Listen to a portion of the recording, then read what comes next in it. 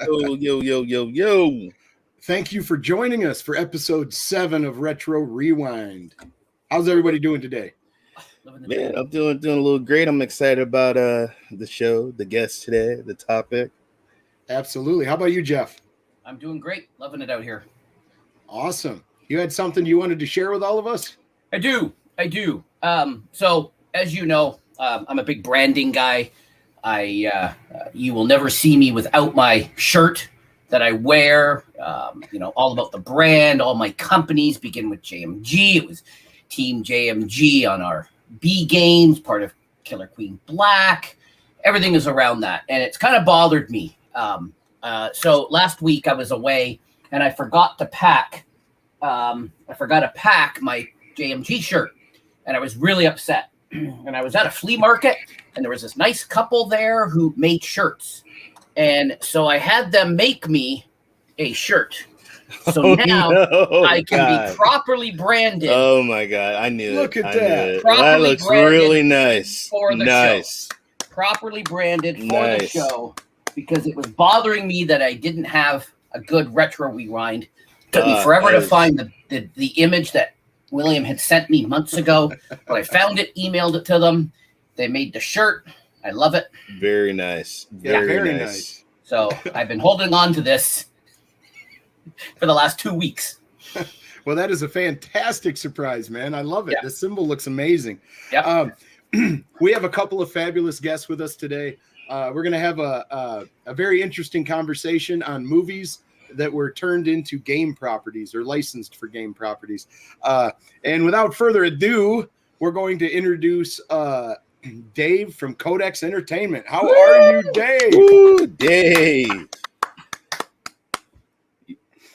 You are muted, brother. Uh-oh. Even on this, I can't get the audio right. Amazing. Anyway, start again. Rewind. Retro rewind. I'm fine. How are you guys? Oh, man, we're doing great. Excited to have you here. Thank Absolutely. you. I'm absolutely excited to be here. Absolutely. Yeah, love your movie talk, Dave. Coming back this week. Awesome, man. I'll tell you more about that at the end. Absolutely. We're going to go ahead and bring our next guest out, and then we're going to hear from both of you, what you guys do and where they can find you and all that happy stuff. We're going to introduce Cloud Gaming Dad, the legendary Lee. How we doing, gentlemen? How we doing? Yes. I had my microphone on. Well done. I know. You've got another stream coming yet. I know I have, yeah. I'll just want to screw that up. Well, we always start the show with this question, or we have at least for this first season. Dave, what does retro mean to you? Oh man, retro means to me, it's everything to me. It's nostalgia in a bottle. When I think of retro things, I think Nintendo, 80s, cartoons on a Saturday, just staying in my pajamas all day, just watching rubbish, just the good old days where my TV only had 4 channels, and there wasn't this. I'd plug the Nintendo in or whatever games console I had, or watched whatever was on TV. There was none of this, nothing on demand. There was no internet. Yeah. It was an easier time, but it was a good time. It definitely was an easier time. Leaving in the morning and coming home at night. That's it. Yeah. Well, I was talking about this. Parents never knowing where you are. I was talking about this on my stream earlier because Big Daddy 4 asked me, what is that? What you call it? Because we call it tea time in the north of England. Is our dinner time, if you like. I said, yeah, you'd go out and your parents would say, be home for tea or be home at tea time. And that'd be when the street lights came on. Then you'd go, right, I'm going home. Or your mum would be stood out on the front door shouting your name because you weren't far away. Good old days. Absolutely. Matter of fact, I used to wake up in the morning and steal my brother's bike because he had the better bike. And I'd ride to the swamp 2 miles down the road. I'd come back at noon and nobody was looking for me. There was no search party. It was just get locked up today for bad parenting, but absolutely good old days. How about you, Lee? What does retro mean to you, sir? It's similar to Dave, I suppose. It's my childhood, and in essence, it's gaming with my dad and my little sister, and like I said, Saturday mornings watching the Nintendo cartoons, and it's just all my childhood encapsulated. That's what it is for me. Absolutely. Definitely. I think Saturday morning cartoons and cold pizza wrap it up pretty good for me. But Dave, go ahead and explain to everybody what got you into streaming and what gave you the love for gaming. I've been gaming most of my life ever since I could walk. I grew up in the early 80s. I was born in the late 70s, but I had an older brother. I was the youngest of four, so I was the baby of the family. So I had an older brother and two older sisters. And I remember my dad getting an Atari, but then we jumped to a computer, Commodore 64. And it was from then, just fell in love with the whole. I wouldn't call myself a hardcore gamer. I'm more casual. I enjoy it rather than I'm doing it competitively, but I've just loved it ever since. And as I grew up, I'd always want the next console. I remember getting a Master System. From a Master System, I jumped to Nintendo, and then went from Nintendo. I just every other year it'd be a new console. But as I got older, obviously, you leave school and your sort of life gets in the way, I suppose. But streaming as such has never been something I've done since I started speaking to Lee about Stadia. Mm-hmm. But I've always had a YouTube channel. I've always content created. I've always done movie reviews because movies is something that I'm passionate about. I used to make short films. I used to act in short films.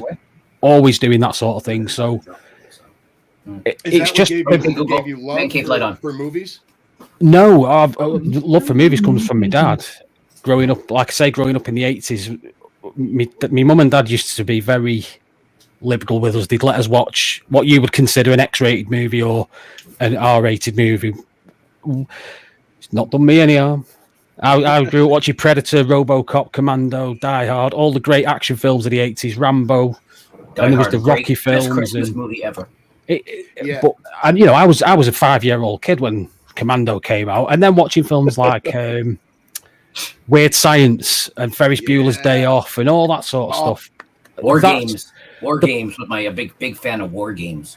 War Games, yeah, Matthew Broderick, absolutely. But the passion for cinemas was the love of the movies, but then thinking, how does this come about? How do you get into it? And then as I got older and could research it and look into it, knowing that there's a director, a writer, producer, maybe a studio, there's a budget, there's investors, there's I just fell in love with the whole creativity of it. Yeah, that's awesome, man. I heard you even did a couple script specs, which my half goes off to you, man, because I somewhat fancy myself a writer, but I've never written a novel or anything like that. I did, and I still dip into it from time to time. It started off, you call it fan fiction if you like. It's like 50 Shades of Grey. The books are based on a fan of Twilight putting their own spin on it. So I wrote scripts about IPs like John McClane, and I'd cross over into zombie universes and all that sort of stuff. But I wrote some original ones too. I've not done it for a while. A certain magazine, but that's Sorry, Jeff. Say again. I used to write into certain magazines, but there you go. That's nice. Jeff McClane and zombies, man, sold. Yeah, John McClane. Yeah, John McClane and zombies. You had me sold, man. I would watch that. Well, the story was, just dead briefly, the story was that after the Nakatomi incident, John McClane went to hospital and spent a couple of days there recuperating and stuff because he'd been shot and all this. But while he's in hospital, the zombie epidemic happens, similar to like 28 days later. So he's then in a hospital on his own. Hey, you never know. I would watch that, man. I would watch that. How about you, Lee? What gave you your love for gaming? I grew up in a house that wasn't full of computers and all this and the other. But one Christmas, back in the early 80s, I woke up to it was a ZX Sinclair Spectrum 48K. Oh my god! Yep. Which mum and dad had bought me, and it came with like a case of games, which were all pirated. But no, I just sat there all Christmas Day, just slamming tapes in, load, and going through them. And they were the simplest. My favourite was a Bruce Lee game, and it was just a basic platforming game, just going along and just high kicking everything. And it was one of the hardest games I ever had to complete, but I did it. Was that Kung Fu? Was it Kung Fu, or was it actually? It was just called Bruce Lee. Yeah, Bruce Lee. I think it was out on the Commodore 64 as well. Oh, okay, all right. And then from there, obviously, very similar to Dave. It was Commodore 64, Amigas, Yeah. And then one Christmas, I woke up to the Nintendo Entertainment System with Rob the Robot, and that was me done. I was, and I can still remember to this day, lying on my bedroom floor on Christmas Day with my dad, trying to figure out Rob the Robot, because it was it wasn't the simplest of things, I tell you. No, and the robot was really slow, and you had really to like, give slow, it time. And it was the game where you had pillars. You had to open red and blue pillars up and down. You're some sort of mad scientist trying to get through the level. Did the gun come with Rob the Robot? The gun? No, I don't think so. We got the gun as well for Duck Hunt. Well, I think they had a package that had Duck Hunt.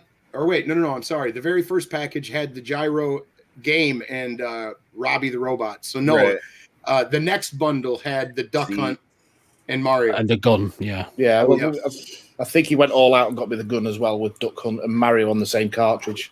Nice. I have a question for you guys real quick. It was from the chat. Mr. Urban World said he used to be the champion at yo-yos in the 90s. Did any of you guys get into yo-yos at all?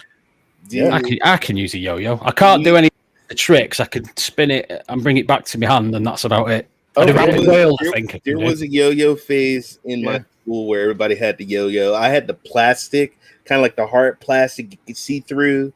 And and then the teachers would take it away from you because you would be playing with it in class.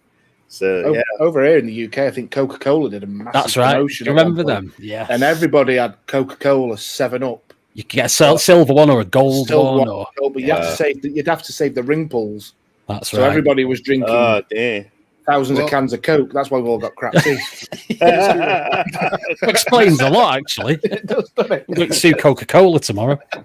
Mr. Urban World will find this funny, but I had a yo-yo. I was interested. Everybody was getting them at the time, and I had this little chintzy yo-yo, and all I could do was get it to go down and come up. And there was a guy out on the corner that had the double spinner thing, or each side would spin different, and he was walking the dog and doing all. I remember that. Yeah. I never carried my yo-yo with me again. I was like, he can yo-yo. Yeah. Dude, I was more of a slinky, man. I love my slinky. And we had steers. And I used to watch that sucker go. And if you guys, it's a slinky, it's a wonderful toy. Yes, it's a slinky, it's a slinky. Whenever for girls and boys. Whenever I got my hands on a slinky, for some reason it'd always twist in the middle, and then dude! My 18-year-old still plays with a slinky. We go to the dollar store, and he wants a little slinky, and he still plays with it until it bends in the middle. Then he did it. When that thing tangled up, dude, I tossed it, man. Yeah, I remember my parents were like, "Where's your slinky at, man?" My parents bought me a slinky, but we lived in a bungalow. So look at that. Wow. 2 steps on the front. It's a bad joke. I know it's a joke. I know. It's a bad joke. That reminds me of Ghostbusters. Egon, he got I straightened it for Christmas and straightened it. Yeah. Did you say we had a slinky or half a slinky? I straightened it. Yeah. What a boss. All right, so what we're basically doing today is Dave is definitely the movie guy, and I've seen all kinds of movies. I've played all kinds of games. We're going to discuss games and movie properties and the crossover that they had. I'm going to go ahead and bring my screen up real quick, and we're going to discuss this gem of a game. It is not the first movie property game, but it is one of the most well-known. Bam! Horrible movie. This ain't no game, people. It's Super Mario Brothers. Horrible movie. Shockingly bad. Poor Bob Shockingly Hoskins. bad. Shockingly bad as a movie. Poor not Bob. just a game movie. Yeah. Dave, go ahead and explain why poor Bob. The problem with this film, right? It was given to a couple of filmmakers that didn't know what they were doing. They were British. They were a directing team. They were a husband and wife team. Mm-hmm. And they wanted to make something that was along the lines of Blade Runner with a dystopian future and all this sort of stuff. It had nothing to do with the film. But when you're watching it, you think, that's from the game. Nothing to do with the game, sorry. You're watching it and they had to put little elements in. Otherwise, it would have been nothing like the game. Dinosaurs and it was a mess. It was so bad. At the time, funnily enough, going back to when it was released, I think it was 92. Was it? It might have been earlier than that. I can't remember the year. I remember being so excited for this film when it was first announced. I thought Bob Hoskins' casting as Mario was superb. I even thought John Leguizamo was brilliant as Luigi. And I still have fond memories of it back then, but since watching it with a grown, and I think, Jesus, what was going on? Yeah, it doesn't hold up. No. Sierra loved it. I think Bob Hoskins was drunk almost daily on set. He would drink like a bottle of whiskey and just get smashed. Him and John Leguizamo would be quite drunk for most of their takes, from what I understand. But what got me is that you're absolutely right, Dave. You could have literally changed Mario and Luigi's name and King Koopa's name, and it would have been like a dystopian. They put the bomb. I think they put a bomb in there. The bomb that you wind up and it's just walking around the movie like for 90 minutes. Yeah. Oh man, yeah, it was totally terrible. It was very, very bad. Lee, did you see this movie? I saw it, but I don't remember it. I think my brain did the good thing of erasing it from my memory. I think probably. Anthony just says that the movie was trash and he saw it in the theater. My Lord, man, you went to the theater to see this? I saw it on. I saw it on VHS. I think I saw it on Pirate. I think we used to have a guy on. There was one in Blackpool, definitely, and I'm sure there was one in. We have a market in town, an outdoor market, and there'd be a guy there blatantly just full of knockoff VHS tapes. I'm pretty sure Mario Brothers was one of them. Yeah, I actually got a knockoff Teenage Mutant Ninja Turtles VHS. That's the first. Now that's a movie. That is a film. That is a movie. But guys, a movie like this would ruin the careers. These stars, even the villain, they actually went on to do great movies. Absolutely. So absolutely. Bob Hoskins was. I think they must have realised that it wasn't. The actors did what they could with the material they had. They didn't want to do it. They were being paid to do it, and they just did it. He was brilliant in Roger Rabbit. I thought he was superb. Brilliant in Roger Rabbit. What baffles me though, surely Nintendo would have looked at that and gone, "That's got nothing to do with what they had people." Yeah, and that's why. That's why nothing since has come out from a Nintendo property, or nothing like on that scale that they've let a studio get involved with, because they looked at that and went, "That's not happening ever again." Screening that, like showing a screening of that in Japan with Nintendo executives looking at that, and they're like, "That's what I was thinking. Surely it must have gone to them first." Yeah, but they greenlit it, so they would have said, "You can use this property, make a movie because we like the script." And I think the script changed almost on a daily basis. Yes, it did. That's where the drinking came in. Yeah, they'd have to come in and read new, or lines. He said he'd learn these lines, and then he'd come on to set that day, and it'd be like, "Oh, by the way, we've rewritten these two scenes," and he's like, "Well, what's the point of exactly? Why am I bothering to learn my lines? Yeah, let's just get drunk." And there was absolutely like hardly anything to do with actual Mario Brothers game. I think they had a Goomba and a couple of the mushrooms and things like that. And the boss was called King Koopa. It wasn't even Bowser. So yeah. It was terrible. But I'm going to bring up another terrible thing real quick before we move on. Mr. Urban World. Mr. Urban World will appreciate this. There's a movie called Surf Ninjas, okay? And in the movie, I'm going to mess around here and not get to it. Where is it? Got all them tabs open. Go on, lad. What is that? Surf Ninjas. Now, in this movie, it is kind of a funny little kid comedy romp. Leslie Nielsen was in it and Rob Schneider. But in the movie, they have a Game Gear. One of the kids is carrying around a Game Gear and he's playing it. And they mention it a few times, like Game Gear. Later, product placement, absolutely. And then they went ahead and made a Surf Ninjas video game that turned out to be nothing like the actual movie. If it's the one I'm thinking of, it's a side-scrolling beat 'em up, I think. I think you are absolutely correct. Did you guys ever watch? Did you guys ever watch? Jesus, man, what happened to the Surf Ninja kid? He looks a little gritty here. He's got an eye patch.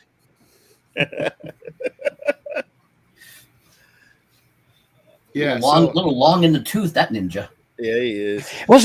It's a weird time, the 80s and 90s. Hey, it was all ninjas. It was all ninjas. That is a it's horrible. Ray. You shut up. It's Ray. That's a bit heavy, that, for a game. Yeah. Back in them days, saying I want them dead. Find them boys, I want to kill them. Yeah, but what they did, I believe, Dave was mentioning this before the show, is that they took a game that had nothing to do with Surf Ninjas and they put their name on it. Yeah, just to bleed a franchise of some cash. That's how it was, man. That's how it was back in the 80s, 90s. But it was all ninjas as well in the 80s and 90s. Everything was American Ninja, The Last Ninja. And remember the greatest, what was it? Greatest American Ninja or American? Yeah. Remember there was an American Ninja. They made about 5 of them. Hey, let me tell you something. I had the plastic nunchucks and the plastic throwing stars. They got banned in the UK. I actually had a friend that had the real throwing stars, and I threw one into my friend's eye and got in trouble for it. Actually, I got my ass whipped. I don't even know what. I just said, "Hey, man, stand by that wall. What are you gonna do?" I'm gonna throw it and like stick it over your head. Oh no! God. And it went too low. Way too low. Way too low. Yeah. Now, is it your fault or is it his fault for not moving fast enough? Hey, we were both stupid. It's not your fault. He's too slow and couldn't get out of the way.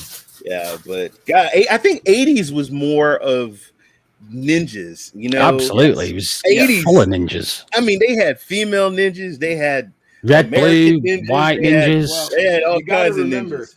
You got to remember that Bruce Lee died and Enter the Dragon became a huge success, and then nobody was there to do like ninja movies. So they started to, Hollywood, they can't have original idea without, kicking 18 that they've already made and try to remake it. So through the ages, there was a lot of ninja properties. Yeah, Shinobi. Creatively bankrupt Hollywood. Yes, I would agree with that statement. And speaking of creatively bankrupt, this is going to be a long discussion probably, but we're going to bring out the big one. Boom! There you go, Jeff. Yes. See? Now we're talking. I could just sit back now. Now we're talking. This is Lee's domain. Lee likes his Star Wars. The movies, yeah, but I can't remember playing a game early on that would type. Obviously, it was 77, 78. Now, Star Wars is a huge franchise, as everybody knows, and they made all kinds of games. I mean, all kinds of games from all different time areas and all different consoles. I love Star Wars. I've got a lot to say about it, but I'll let Jeff start. He's got a collection there he's been showing us. Well, I got that, and I've also got. It was just funny. I was actually at my parents' house a few weeks ago, and William in a Discord chat said something about something. I don't even know what. And I'm like, oh yeah, where's all my little toys? I rummaged through my old closet and I found my old. Look at that! Wow. Wow, that actually looks pretty good, man. It's in some good condition. And I got. Oh, he's got oh my goodness! Look at that. I actually. Have you not got the one that the belly opens? Yeah. Is that the one? Yeah. Oh, see, I thought they smelled bad on the outside. That's it. Yeah. So that way your guy can ride inside, and I've got little Han all dressed up. Nice. Wow. And I got my little treasure trove. I got my little speeder. Ooh. Do you have the Boba Fett though? That has the shootable thing off of his gauntlet. I have a few, but I've seemed to have lost Yoda's robe. I got a naked Yoda. Oh no! I used to have a ton of these figures, but my mum gave them all away. And then, say a lot of mine got melted. And of course, I got the granddaddy, Darth Vader, the best one of them all. He used to have a lightsaber, but I don't know. What it came out of. Didn't it come out the arm? You could. You can put a little. Yeah. He's got a little. See, man, when I lost the lightsaber, I took toothpicks and I would just stick it in there. I could try that. Use your imagination. Paint it red. Paint it red. Put a little. Yeah. And I got that guy. Ah, nice. And this is retro, folks. I got this guy here. Retro. The hell is that? I don't know. He's one of. I think he's from the cantina into at the beginning. Yeah. Star Wars: A New Hope. Yeah. Yeah. Okay. All right. And you know what? I got one of those guys. Anyways, I have all of my retro Star Wars toys here. And at night, guys, he plays with him on his bed. You bring up all the creatures and stuff that are in like the background of the Katina scene, but that's been changed so many times. There've been additions and subtractions, and what do you guys think of the original Star Wars, and then what George ended up doing to them by changing things and adding CGI and stuff like that? The original Star Wars are just classics, aren't they? It's just the ultimate movie. It's got totally action, it's got romance, it's got a bit of comedy in there. It's got everything for everybody. When did you first watch it, Lee? And who did you watch it with? It would have been with my dad again. I think when very, very, very young. And I think, do you know, I think the first Star Wars I ever watched was Return of the Jedi. Oh, wow. I think that was the first one. And then I showed such an interest in it. My dad went out and rented the previous two. And that's when I started collecting the figures and all the big toys. Oh, I loved it. Like I said, I used to have a great big bucket full of Star Wars figures. And my mum kept them for me. And then one day I went round to my mum's and I said, oh, we were talking about my Star Wars figures, Mum. A friend wants to see them. Oh, I gave them away about 5 years ago to your cousin. But all like what Jeff's got there. Loads and loads and loads.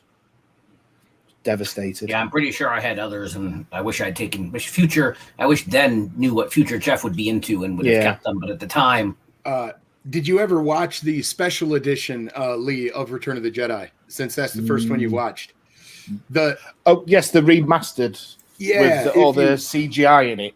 Yeah, if you pay attention to the Ewoks, man, they blink now, and it's like it's a little disturbing. It's like in Jabba's palace, isn't there? There's a musical number now. Yes. Yeah. Before Luke. I didn't mind it too much. It just puts a bit of a different spin on it. It's the other stuff that I wasn't keen on, to be honest. What do you think?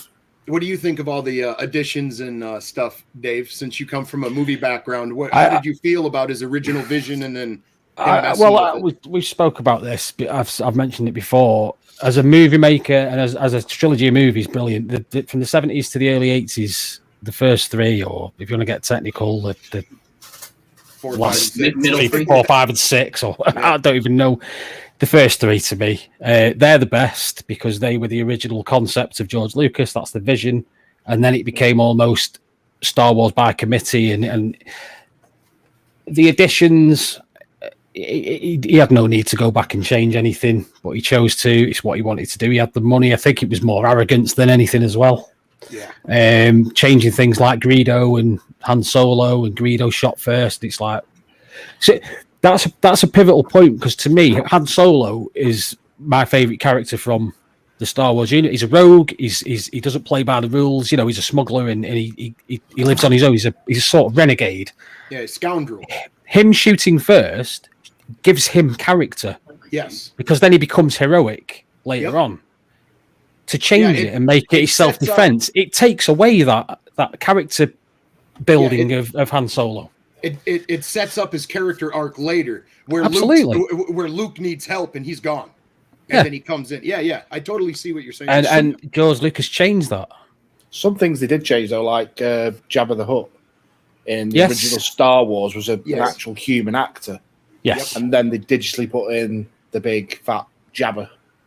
But the digital work at the time, I don't think stood up. It was a bit shoddy, the way he stood over his tail. Well, the technology he hadn't invented some of the technology yet. So I think he wanted to go back once he invented the technology. Very true.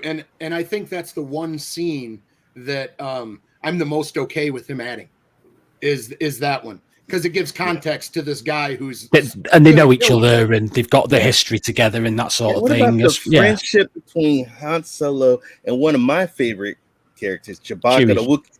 He can look like, what? Where are they at, Chewie? I mean, I didn't understand him, but I thought that was so cool, man. You know, Chewie, man, when he. Oh my God! The thing is, when he was frozen, you could feel the pain. He should have got a damn medal. You look at that dynamic. Yes, Chewie. Yeah, the dynamic between Han Solo and Chewie. It's almost like I can look at my dogs and know what one of them's thinking. What I was thinking. Yeah, exactly. It's that, and it's like in Marvel, you've got Groot. I am Groot. That's all he says, but every time he says it, it's a different tone. So he's obviously, I don't know. I think they tried to explain it in Dave, it's Solo. funny you say that. Chewbacca came from George Lucas driving around with his German Shepherd. There you go. In the front seat. There you go.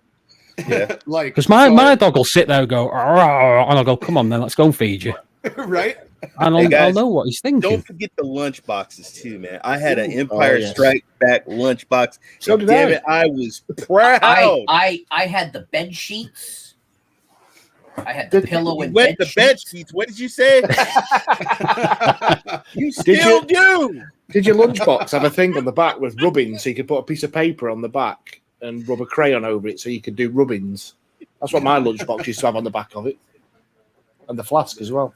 See, I didn't get into all the merch. I love my thermos, man. I used to have my Nestle Quick Milk, strawberry flavor, and I would drink it. Oh my god, I love my lunchbox. I miss that lunchbox.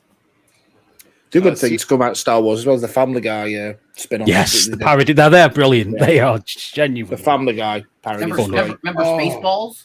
Yes. Spaceballs, yeah. Family Guy took Spaceballs to another level, kind of. I appreciate Spaceballs, and I love that movie. But I think that the Family Guy writers did a little better of a job. When he's going into the freezing, makes me laugh. Han Solo. Yeah. I love you. Awesome. Hell yeah. Oh, dear.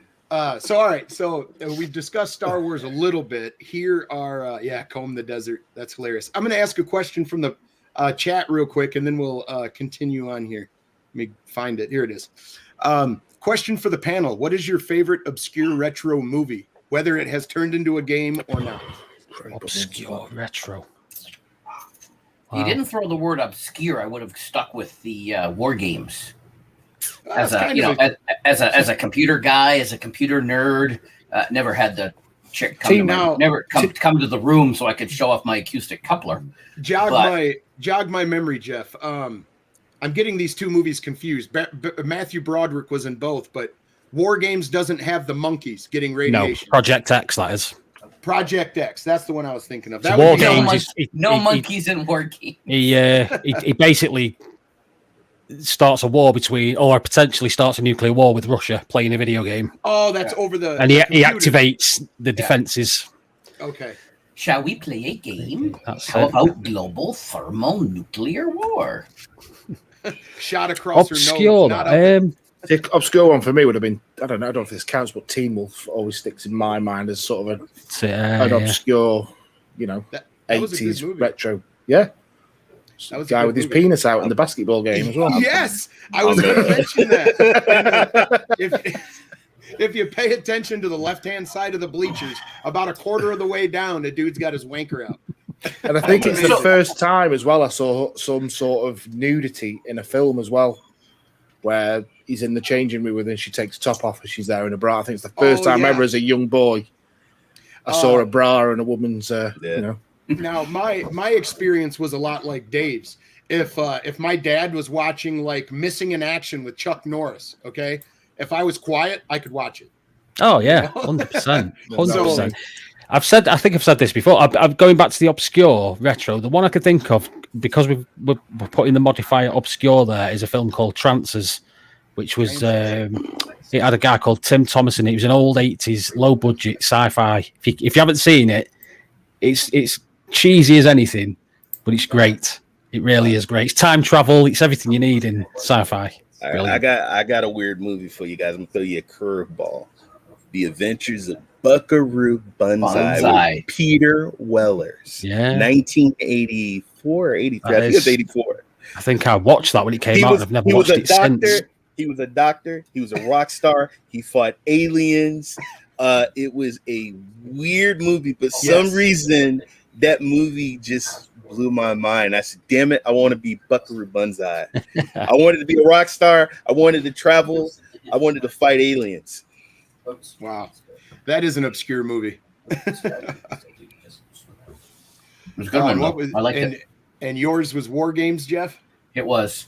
Right on. It was because I related to the nerd and that had the computers, and I would run and log into bulletin boards, which is really all he did. I had the old acoustic coupler plugged into my mother's, who she still has a tone or a pulse line in her house. So that I related to that movie. That was me. Wow. Well, there's been a hell of a lot of Star Wars games made all the way back to Atari. I think for a game that didn't have a beginning or an end, that was probably one of my favorite Atari games. It was The Empire Strikes Back, and all you were was a little ship, and you had to backwards and forwards. Yes. Yeah, you couldn't trip the walkers, but you could shoot their special little weakness and destroy them. And I thought that was a lot of fun. But I figured Polygon here has given us top 10 Star Wars games that every Star Wars fan should play. Figured we'd go through them real quick. Let's see what. Can I make a prediction? Can I make a prediction on this list? I think there will be Star Wars on the Super Nintendo, so Super Star Wars, which was one of my favorite Star Wars. I think number one. And The Force Unleashed is on there. If them two aren't on there, I'll be very surprised. But they're my two picks. I would say they should be on there. If they're not, I don't know. Battlefront PC. Yes, Jeff. Yes. Yeah, good battles. Yeah, the Force Unleashed and the Force Unleashed 2, I think it was called. Really enjoyed those games a lot. Yep. But okay, so it comes up here first with the Star Wars Trilogy Arcade. So I imagine this is that from the arcade there. Yeah. Let's see if Sega. LucasArts. Oh yeah, I remember this one in the arcade. Oh yeah, there's my boy. Oh no, I don't remember this in the arcade. I have no clue. What's up, I thought it was going to be the old polygons flying around in the TIE fighters and now old imagine, school. even with these graphics right here, if you could go put your hands in some gloves and hold a stick and be have VR, this would be awesome. Now we're going to get to VR because there is a really cool Star Wars VR game at the end, I think. But this looks pretty neat for the time. Absolutely. Mm-hmm. You know what? The graphics look good. Looks very good. When was this? Late mid 90s. Got a bit. Yeah, or early 2000s. One of the two. And that is the Star Wars Trilogy Arcade. Oh, 1998. Yeah, wow. Yeah. Nice. It doesn't look bad, does it? No, it doesn't. It looks pretty good. Said each level consisted of a series of rail shooters that took place during different battles from the original Star Wars trilogy. And then here's one that I know. This is the one I remember this one. That's a classic. This is the one I played a lot of. Yeah. I sucked at people. I'm just letting you know, sucked. Big time. Yeah, I did too. But it felt like you were piloting something, you know? It doesn't seem like it now. And it almost looks like Vector. I remember in the arcade, it had you had a steering wheel that had two handles, and the handles would move forwards and backwards, and you could obviously turn. And that it felt like you were flying a TIE fighter. You really did. You'd sit in a big black cabinet, and it'd be awesome. Yeah. The way the cabinet was set up, man, really makes a difference in the feel of the game. You know. Oh, the Death Star! Whoa. Yeah. And you'd be running up to your mum every 10 minutes. Can I have another 50p, mum? This is where I died. So I died right here, guys. Gave you £1 a minute ago.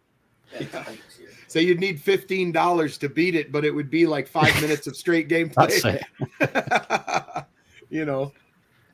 Yeah, love the Star Wars games, man. Bunch of them anyway. I love the Star Wars pinball games too. Oh my God, Dark Forces! I don't think I played this one. I played it. It's very much Dave like Doom. He says there, it's like a Doom clone. Yeah, here I'll show you. It's very much like Doom. That's exactly what it was, man. They slapped Star Wars on Doom. Star Wars skin onto Doom. Pretty much that's what they did. Hey, but what was cool, you had the guns though. You had the guns. You got the blasters. The blasters. And the sound effects. The sound effects were straight from the movie too. Yeah. So when you shot your blaster, it sounded like, stormtroopers shooting and stuff. Yeah. So Dark Forces. I think Dark Forces is good, but I don't think it's a must play anymore anyway. Now this one. I was waiting for that one. I put a lot. N64. Yeah. I put a lot of quarters into this, and I got the game for the home and for at home, and it was it wasn't quite like the arcade. No. They tried. Yeah, they did. pod racing, though. I take it. Yeah, it's pod racing. It was on the N64, if I remember rightly. Yeah. Yep. And you could pick your pods, and everybody had their own pilot, or and they had a little different mechanics. Well, you were like a young Anakin Walker, right? Yeah, Anakin Skywalker. Yeah. Yeah. Yeah, but you could pick any ship you wanted. It had really good graphics. The speed is what really stood out to you when you played the game. Hasn't it just been re-released as well? Where it's sort of remastered and re-released on, I believe, newer consoles. I'm sure it has. Yeah. Like the Switch, I think, if I'm not mistaken. Switch, yeah, that's right. Correct. Let me tell you guys, Republic Commando is a badass game. Yep. I've not seen that. I don't think I've seen this one. You can actually on Steam. They have it on Steam. Oh, nice. Yeah, I think I missed this title. I played it. Is it similar to the Battlefront games, or no? Is it an actual story, first person shooter? It's a first person shooter, totally different. Right on. But it was a badass game. It was a badass game. Right on. So it's a must play, you'd say? They made the list? Yep. Yeah. Right on. Yeah, you got to play this one, we all just got this. Yeah. We all just got this for free if you are a Stadia Pro member. And I enjoyed this game. How about you guys? Oh, yeah. I'm still working my way through it. I wouldn't put it at number 5. Right. I wouldn't put it at number 5, but I want to see what else they got on the list before. I think I wouldn't put it at number 5. The problem with this game for me was it was hyped so much. A, because it's Star Wars, and B, it was billed as going to be amazing, and it was just like, yeah, it's all right. Hey, Ray, nothing amazing. Yes, sir. Since we talked about Republic Commando and stuff, do you remember Shadows of the Empire? Chariot Man gave us a great shout. That was a good game. I was actually going to text him and say, "Yep, I remember." Yeah, because the next one after Shadows of the Empire was Jedi Academy or something, and you could use the same main character, and he started to get Jedi powers. Yeah, which was pretty interesting. Yep. Now, I don't remember Rogue Squadron 2, but I remember Rogue Squadron on the Nintendo 64, and you needed that little expansion pack to put in. I loved that game. Never played this one. Where's my GameCube? Yeah, I never had the GameCube. Now I got to go and play this game now. God dang it. Yeah, Rogue Squadron, the first one, was really, really good. It's one of the first games that it wasn't exactly 3D, but there was a way that you could unlock the Millennium Falcon. It was the code Farm Boy. And then there was a button you could hit on the 64 controller to where your ship would fly into the distance. And then, I don't know. It was just weird. It was like one of the first 3D things. I got this game right here, went to my retro store, and the guy's like, dude, look, I'll throw in this Rogue Leader. I didn't get the box. He just said, he gave me the little CD. He says, you know what? You can have this for free if you get this. That's how I got Rogue Leader, too. Nice. Right on. Now, this is the VR series. Yes, I this keep is meaning the to VR pick this game. up on my son's Oculus. It looks amazing. It does. It really does. Wait a minute. You get to fight with her? Don't get excited now. Is it an Oculus exclusive then? Yeah. I believe Well, so. VR, I think. Yeah. I don't have an Oculus, so. Yeah, I've got VR on the PlayStation. I don't think it's on PlayStation. No. I believe you're a dark side user that Vader attempts to train. I think Love that. I think that's the story. It comes Love in Vader. parts, though, and the first part is £18. And then you've got to buy each chapter individually, so it could end up being about £80 to £100 to play through the whole probably shebang. Does anybody know look at that. how long those sections are for $18 a piece? That's why I've never jumped into it yet. It's always held Gotcha. back on it. Been waiting for a sale. Yeah, it looks stunning. Anything you can wield a lightsaber and stuff. Does look They good. didn't even show any of the. Damn, why didn't this come out on the PlayStation? I would have definitely picked it up. Yeah, something I was looking forward to was that the new Rogue Squadron. That looked amazing. Never hit Stadia though. Oh, No, I apologize. Oh It's my £8. god, TIE Fighter! Holy crap! 1, Yep. 2, 3. 3 parts and they're £8 each, so That's not too 20, bad. 24, 25 quid. Oh, right on. That's It must not have too come bad. down in price because it was expensive when I first looked at it. Going back to the 90s. Oh yeah, TIE Fighter. Now This is retro. Lucas Arts. Yes, had They a lot used of to friends that worked there. Yeah, they used to make some fantastic titles, man. That weren't even Star Wars related. Some of them. Monkey Island. Yes. Very good. That's their games. Good shout out, Yeah. Dave. Yeah. What's that guy's name? Burnbush. Guybrush. Guybrush Threepwood. Yeah, Threepwood.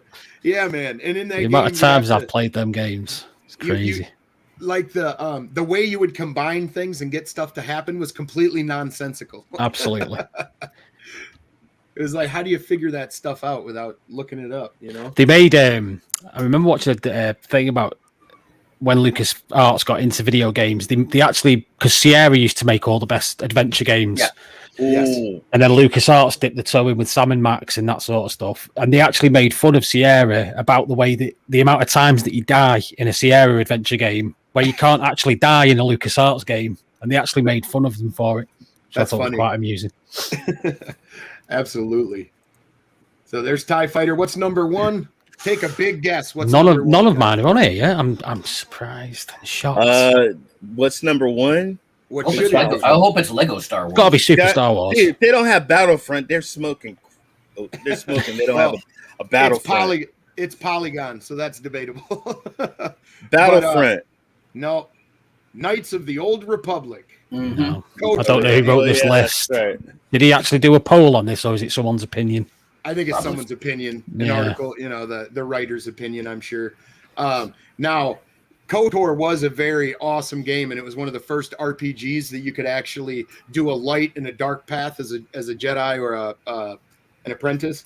It was pretty neat. There was some big twists too in the games. I liked them a lot. Did you guys ever play KOTOR? I never played that. Nope. 2003, no. Passed me No, by that one. Yeah, no Star Wars RPG. So, all right, No. Dave, you're a horror guy. Is that correct? Yes. All right. I Well, like metal horror. most video games that are made on a movie property suck.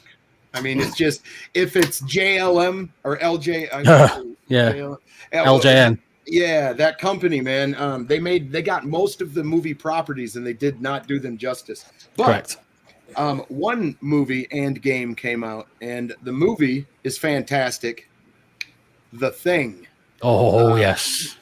John Carpenter's The Thing. Now, this Awesome. movie came out in the 83. 80s. Yeah, 83. And many years later, a game was made. Yep. But starting with you, Jeff, have you seen The Thing, and what did you think of it?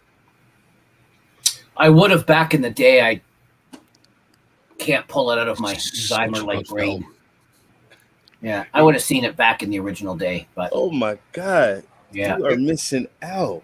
It was pretty graphic for its day. Got panned when it first came out. It was not accepted at all because it was too gross for audiences. I'm It was also not- it was I'm received also- well in the UK. I'm not a horror guy. There was a movie I watched at the drive-in called The Sting. No, The Sting. No, it's the one with all the bees. You know the Swarm. Bee, the Swarm. Thank you. After that freaked me out. I couldn't sleep for days. Scared the crap out of me. So after that, I'm just not a horror guy. Even today, people are watching It and or IT. And I'm just no, I'm good. Well, if bees scared you, this one will scare the pants off you. So It's got a little older visuals, but a lot of them still hold up, though. Oh, Yeah. amazing. That's so Yeah. good. I remember First, seeing not it a when I horror was guy. a lot First younger. of all, guys, let's talk about the epic scene. To find out who the damn thing was, you had to test their blood. So they lined up all the guys. Line up. Oh, I'm not infected. Line your ass up. So they lined the guys, and you had to cut them, and you had to test their blood in this certain liquid. And then one guy... He just burn it. He burns it Yeah. because the blood is It'll the react. blood becomes its own organism, so it'll defend itself. Yeah. It's awesome. Bro, when that So thing good. just... Oh, my God. The best part about that scene, Ray, is the old man that's tied to the what's it? Oh my god! And he gets his blood test and he turns out he's human. And he goes, "Now get me out of this fucking chair." So good. And let's not forget, they're in the Antarctic. I mean, it's snow out. They're gonna die from the damn cold, or they're gonna die from the damn thing. Which I don't even think the thing was affected by the cold. It just hibernate. Yeah, it would hibernate. Yep. Now, go ahead, Dave. I know you've seen the movie. What did you think of it? I think Lee. Did you say you'd seen it, Lee? No, I remember as a child walking into the lounge and seeing a decapitated head turning into a spider. That's it. Yeah. Screamed, turned, and ran back upstairs. And I never, no. You're not a big horror fan, are you? I don't like blood, guts, and if you look at Doom, and they had the spider head creature or whatever. All inspired by this. I know. And then, oh my god, they had to get that from the thing. Definitely. Yeah, no, I saw this VHS. My dad said, "Don't watch this movie. You're gonna get scared." And I watched it anyway. And I didn't watch it. I didn't watch it until later in the 80s. I watched Escape from New York first, and obviously that had Kurt Russell in. Yep. And then I remember, I think it was my brother was watching this, and it had Kurt Russell in, and I thought, "Oh, it's Snake Plissken again." So I watched it with my brother, and he was like, "No, that's not Snake Plissken, and that's not an Escape from New York film." But I loved it. Absolutely loved it. Yeah, it's in my top 5, definitely, of all time. The special effects were amazing, and it was quite. The matte paintings were so good. 1982, 83. The effects were so good.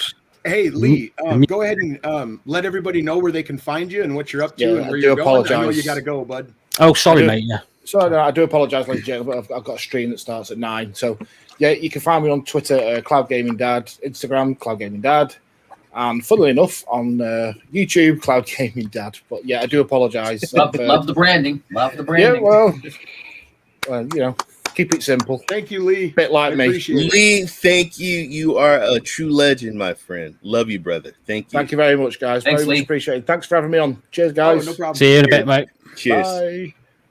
Guys, make sure you follow. Definitely. Okay, so now this Thing movie, it had great special effects. It was quite gory for its time. Definitely.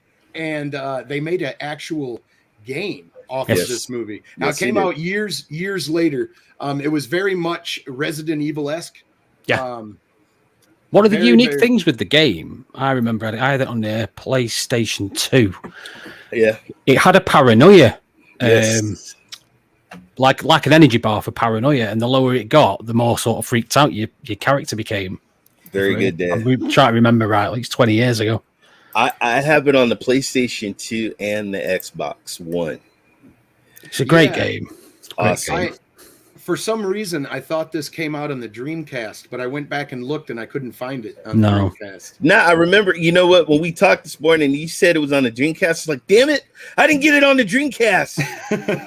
I was damn it. Yeah, I checked. It was the PS2. It absolutely was. But this was a really good game, and it was fun to play through. It gave you like a little bit of lore and the backstory and stuff.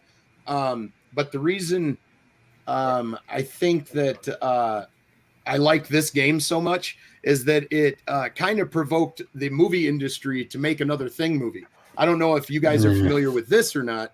It's not as good as the original by far, but they made a prequel to the Thing. Yes. And I thought their perspective on that was quite interesting.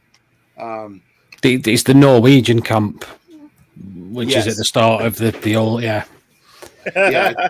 I thought it was fantastic. G-Mill, you are a sick human being, brother, and they will never do a Human Centipede game. And if they do, I want you to be one of the characters, and I want you to be at the end of all the people. And you know what I mean with that, don't you?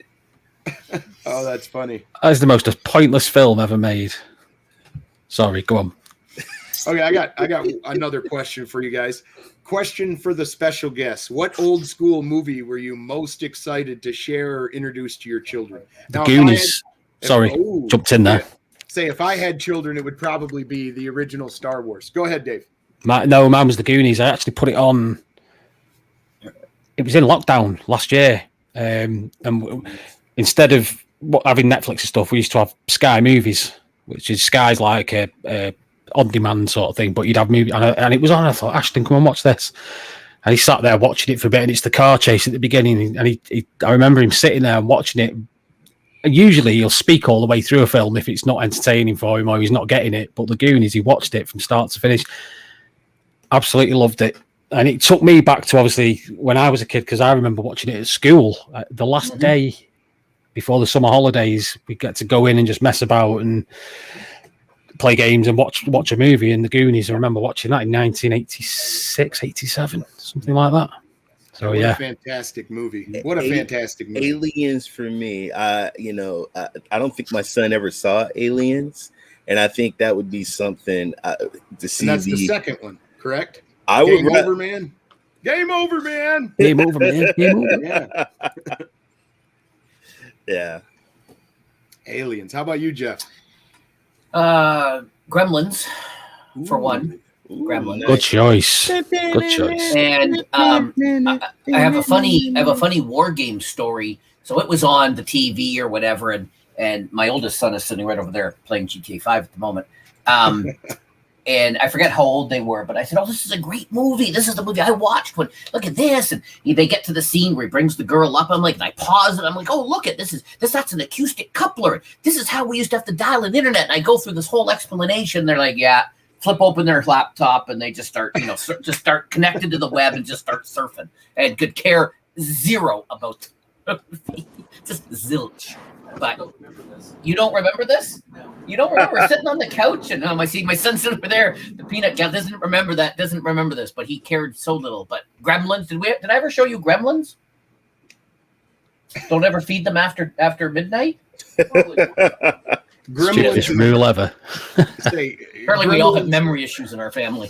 So, Gremlins and Goonies are just one of those movies, man, that are kind of timeless, and they do suck you in at all ages, because like it's childish enough for the children to like it, but it's adult enough to scare them, and not badly, but enough to scare them and enough to intrigue you. So like Gremlins, I remember loving it as a kid, but as I grew up, and again, you go through this phase where you watch all the stuff you watched as a kid. Yeah. It was a scary film. It had its comedic moments, but at its heart, it was a true horror film. It really was. And there's a very dark moment about a chimney. If you pay attention. Yes. If you pay attention. What was that part, Dave? That was she's explaining her father why she hates Christmas. Yeah. Yeah. And then there's always that movie franchise with the coach of the Raiders. Coach of the Raiders. Really? Nobody? Only my son? Only Chucky. I don't know. Chucky? Remember Chucky? I remember Child's Play. Yeah. If you look at the coach of the Raiders, John Gruden, he looks just like Chucky. A lot of people nickname him Chucky. Anthony. Obscure reference. Obscure reference. Jeffrey, nobody got. Anthony, it's for the UK. I don't watch movies. The Lost Boys and Silver Bullet. Lost Boys. Yep. Silver Bullet. Yeah. Both had the same actor in as well. Corey Haim. Yep. Yeah, he was in a wheelchair in Silver Bullet. Yeah. Hey, every time I go to Santa Cruz, I always visit the spot. One of my favorite, the boardwalk, the beach, Santa Cruz, where they filmed the movie at. Awesome. I love the where Lost that big Boys. Ferris wheel is. Yeah. Oh my God. Outsiders, Dave. Outsiders. Ooh, Outsiders. Outsiders. One with with all those guys in it. The whole Rat Pack. That whole 80s. Outsiders. I'm thinking of something else. What's it about? I'm thinking of something else when you say Outsiders. With poor. What was his name? Willie. Poor Willie. No. Poor boy. Pretty boy. Poor boy. Pretty boy. They were those boy. There was the. I don't know. They were living out somewhere in the middle of the U.S. and they had. I have seen it. It rings a bell. Yeah. And there was and then they accidentally murdered somebody and they were trying to hide it or whatever. And now he's Googling it, but I am because it's going to do that. It will really get to me. Pony Boy. Pony Boy. Yes, thank you. Thank you, because someone on Facebook a couple years ago posted, if anyone, and they directed it toward me because they wanted to, if there was an illegal copy they could acquire of it, because their kid was reading the book in like grade 8 or something, which I didn't think was appropriate for a grade 8-year-old to be reading that book. But they wanted to see the movie because they were told it was a movie too, and I was trying to illegally track it down for them on the dark web. Nothing. On the dark web. That kind of thing, David. But yes, Outsiders. With, I haven't seen it. I know the film you talked about, but I haven't seen that. That was a big thing back in the 80s, whatever that was, because I had all those people. You said Corey Haim, and I think that's what triggered me. I can't remember if he was in it, but it was all those people like Patrick Swayze. And now another good movie that ended up becoming a decent game, from what I understand, is The Warriors. I have not seen that movie. Oh my God! What? Yeah. What the hell is wrong with you? Hey, I've not seen it. Warriors come out to play. Dude, do me a favor. I know it's about the gangs and stuff. Bro, one of oh my God. It's on the list, bro. I'm watching it tonight. Oh my God. They talked about before, do you know Tony Scott, who Ridley Scott's brother killed himself? I think it was a few years ago now, but before he died, they were talking about a remake. And then after he died, there was talk of a remake with Paul Resident Evil Anderson. And then everyone was like, no. If you give the Warriors to that guy, forget it. He's never going to succeed. And it got buried and never happened, thankfully. But yeah, The Warriors is such a great film. And the game as well, because it was a Rockstar game made by Rockstar. Fantastic game. Great. Yeah. I have to say, one of my favorite games, and I don't want to spoil the movie for you, but there's a baseball game. They got the face painted white. Baseball Furies. Yes. Oh my God. They paint the face sort of purple and white, don't they, or something? Bats. Oh my God. They even have the cleats on the feet, the shoes. They have the cleats. Yeah. It's crazy. Yeah. Oh my God. Chariot, I have seen that Chariot Man. Yeah, that's a good movie. 976 Evil. It was directed by Robert Englund. Yes. I think. Freddie? Yeah. Directed by Freddie. Himself? Yes. Absolutely. Freddie himself. Yes. See, again, I skip all over all those. It's sad because he's always known as Freddy Krueger, but the dude was... Oh, he's a theatrically trained trained actor. Absolutely. Brilliant. Yeah, it's known as Freddie. Brilliant. I stereotype him as Freddie. That's it. I pigeonholed him as Freddie and nothing more. It amazes me how popular Freddie is, yet he's a child-killing paedophile in the films. But he's really popular. Yeah, that's very true. That's very, very true. All right, next movie franchise, pretty much. It's not just a movie, it's a franchise. Bam! Yes. Raiders of the Lost Ark. Awesome. What did you guys think of the Indiana Jones movies? Loved it. Yep. Loved it. Yeah, what's not to love? I wasn't a fan of Crystal Skull. I wasn't one of these that jumped all over it and hated it, but it was obviously the weakest for me in the entry in the series. But yeah, I love them all. Absolutely, I love these more than Star Wars. 100%. Yeah, I didn't hate the Crystal Skull, but I was disappointed. It was like disappointment. Yeah, it was sort of. Yeah. It tarnished a little bit, like it. Yeah. I don't know. But the Raiders of the Lost Ark, it had Nazis. It was just a fantastic brilliant movie. Come on, man. You know the best scene is when the damn ball comes rolling out and he is running for his life and there's spider webs and what scene, Jeff? Indy, throw me the whip. Throw me the whip. What you talking about when he shot the guy? Yes. Yes, he was. I'll give you that. It was a wrestler from the was UK. A complete improvisation. Wasn't he like sick or something? Yeah. And he just pulled that up and he just pulled it out. He shot him. Like, isn't that the rumor? They had a whole choreography set up for him to fist fight. That's it. Yeah, just like the propeller where it kills that big guy he's fighting. He was supposed to have another set piece fight like that, and he showed up and. He had the flu really bad, or he had food poisoning. Yeah, they call it Deli Belly. I think he got like Deli Belly. Yeah. And he just pulled it. He's like, "Can I just shoot this guy? I mean, I have a pistol, right?" But it's character. It shows you. Indiana Jones isn't a fighter. He's a doctor. He's a teacher. Yes. And he's now. Where was the toys? Yeah. Where were the toys? who realized that the second one was a prequel? I didn't know this till I was an adult. No, I was this old, today old. I didn't know. Yeah, so the second one, where the Temple of Doom is actually a prequel. It is set before the events of Lost Ark. The Lost Ark. Ah. So, I just learned that not too long ago. Wow. Well, funnily enough, there was I follow a few movie Twitter pages, Twitter people, and someone posted Indiana Jones Temple of Doom thoughts, and I actually said it wasn't the strongest in the series, but it wasn't the weakest. I think it was okay. It was very dark. It was very, very dark for an indie film, but yeah, it was awesome. They're all awesome. Love well, them. as you can see on the graphics on the side of the screen, this is the Atari version of Indiana Jones. Not this one, but the one right before. Wow, what's that one off? Where's that one from? Commodore, maybe? Yeah. Wow. I don't even know how you play that one. Man. I remember that one. That was the arcade version. Yes, sir. You get on the carts and I remember that. Yep. And then they released a version for the Nintendo as well, which was the terrible port. Yes, Yeah. it was. Yeah, it was. It was absolutely atrocious. This is just going to run through a bunch of Text Adventure as well. I even remember them from back in the day. I love Text Adventures. Yep. Not Indiana Jones, man. Not Indiana Jones. You're going to need a whip and a hat and some legs. Come on now. Exactly. Oof, look at that port. Oh my God. That's any. What are we up to now? That's got to be the Apple. No, it can't be the Apple II.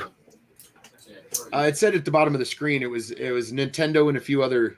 Yeah, I was looking through it and it just disappeared. But yeah, I suppose back in them days that was not bad. Right. I mean, they at least made it sort of look like the arcade. Even though he's blue. Yeah. No, this is the one Harry and Indiana Jones was not the same, bro.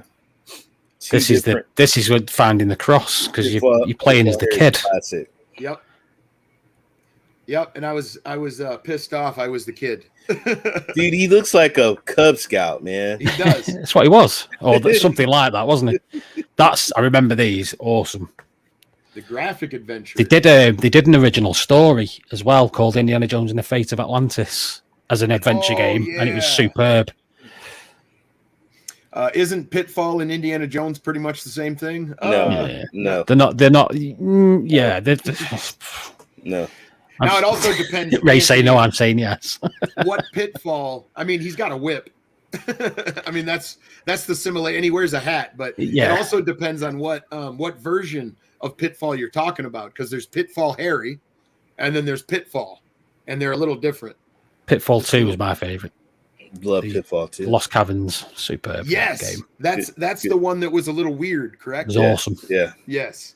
Yeah. Whoa, is that Andre the Giant? Looks like him. My brother learned how to complete that game extremely fast. There's a trick to it. Yes, I never got my head around it. Yeah, because it was a very, very, very different game. But yeah, they've had all kinds of Indiana Jones games, man. But you didn't have Indiana Jones toys. They didn't make the toys. He wasn't that kind of fan. He didn't really take off as much as Star Wars. No. But then again, I don't think they want little kids with little Nazi soldiers. I want to. Hey, Mom, buy me the Nazi. Yeah, the melting Nazi leader. Because I got Darth Vader. I wouldn't want a little, melting Nazi guy. The Empire was pretty much Nazi Germany anyway. To be fair, that was the whole story behind it. Exactly. All right. But yeah, I loved Indiana Jones. Absolutely amazing. The best one for me is the third one, Sean Connery with Last Crusade. I love that. They're so good. The dynamic between them two. Sean Connery was only 8 years older than him, but the dynamic as father and son. So good. Yeah. They sold it immediately. Oh, amazingly. Yeah, they did. I mean, just immediately. At first, I'll be honest, I didn't think the chemistry was going to work, but they did a great job. Brilliant. I went to the cinema to watch that as well, I remember. My sister's boyfriend at the time took me and my brother. Good old days. I think somewhere over there, I think I have the Lego version of, obviously, Star Wars, because I have them there. and some Indiana Jones too. I think there Bro, was some Lego. took my son to Legoland, and I'll never forget. There must have been 20 kids, and they were all around the TV playing Indiana Jones Lego. Mm-hmm. And my son was sitting next to the kid that was playing. But it had other Lego games as well, but everybody was watching Indiana Jones. It was pretty cool. Yeah. Well, here's another franchise that deserves some respect. It's my dad's favorite franchise, and I love these movies. Back to the Future movies. Yeah, I love Back to the Future. Featuring Canadian. Did you guys watch any of these in the theater? Yeah. No. Yes. Third one. Yep, remember, it's all we had back in the day. We didn't, we only had theaters and drive-ins back when these movies came out, right? Nope. 1984. Nope. My VHS, mom. Then? I got I had the VHS collection, man. I had the VHS collection. Oh, me too. And I've got the Blu-ray collection. Where is our Blu-ray Back to the Future? It's upstairs. Well, if you watch the Blu-ray Back to the Future, is it the DVD or the Blu-ray? There's some behind the scenes that gets pretty sure it's actually I probably have both.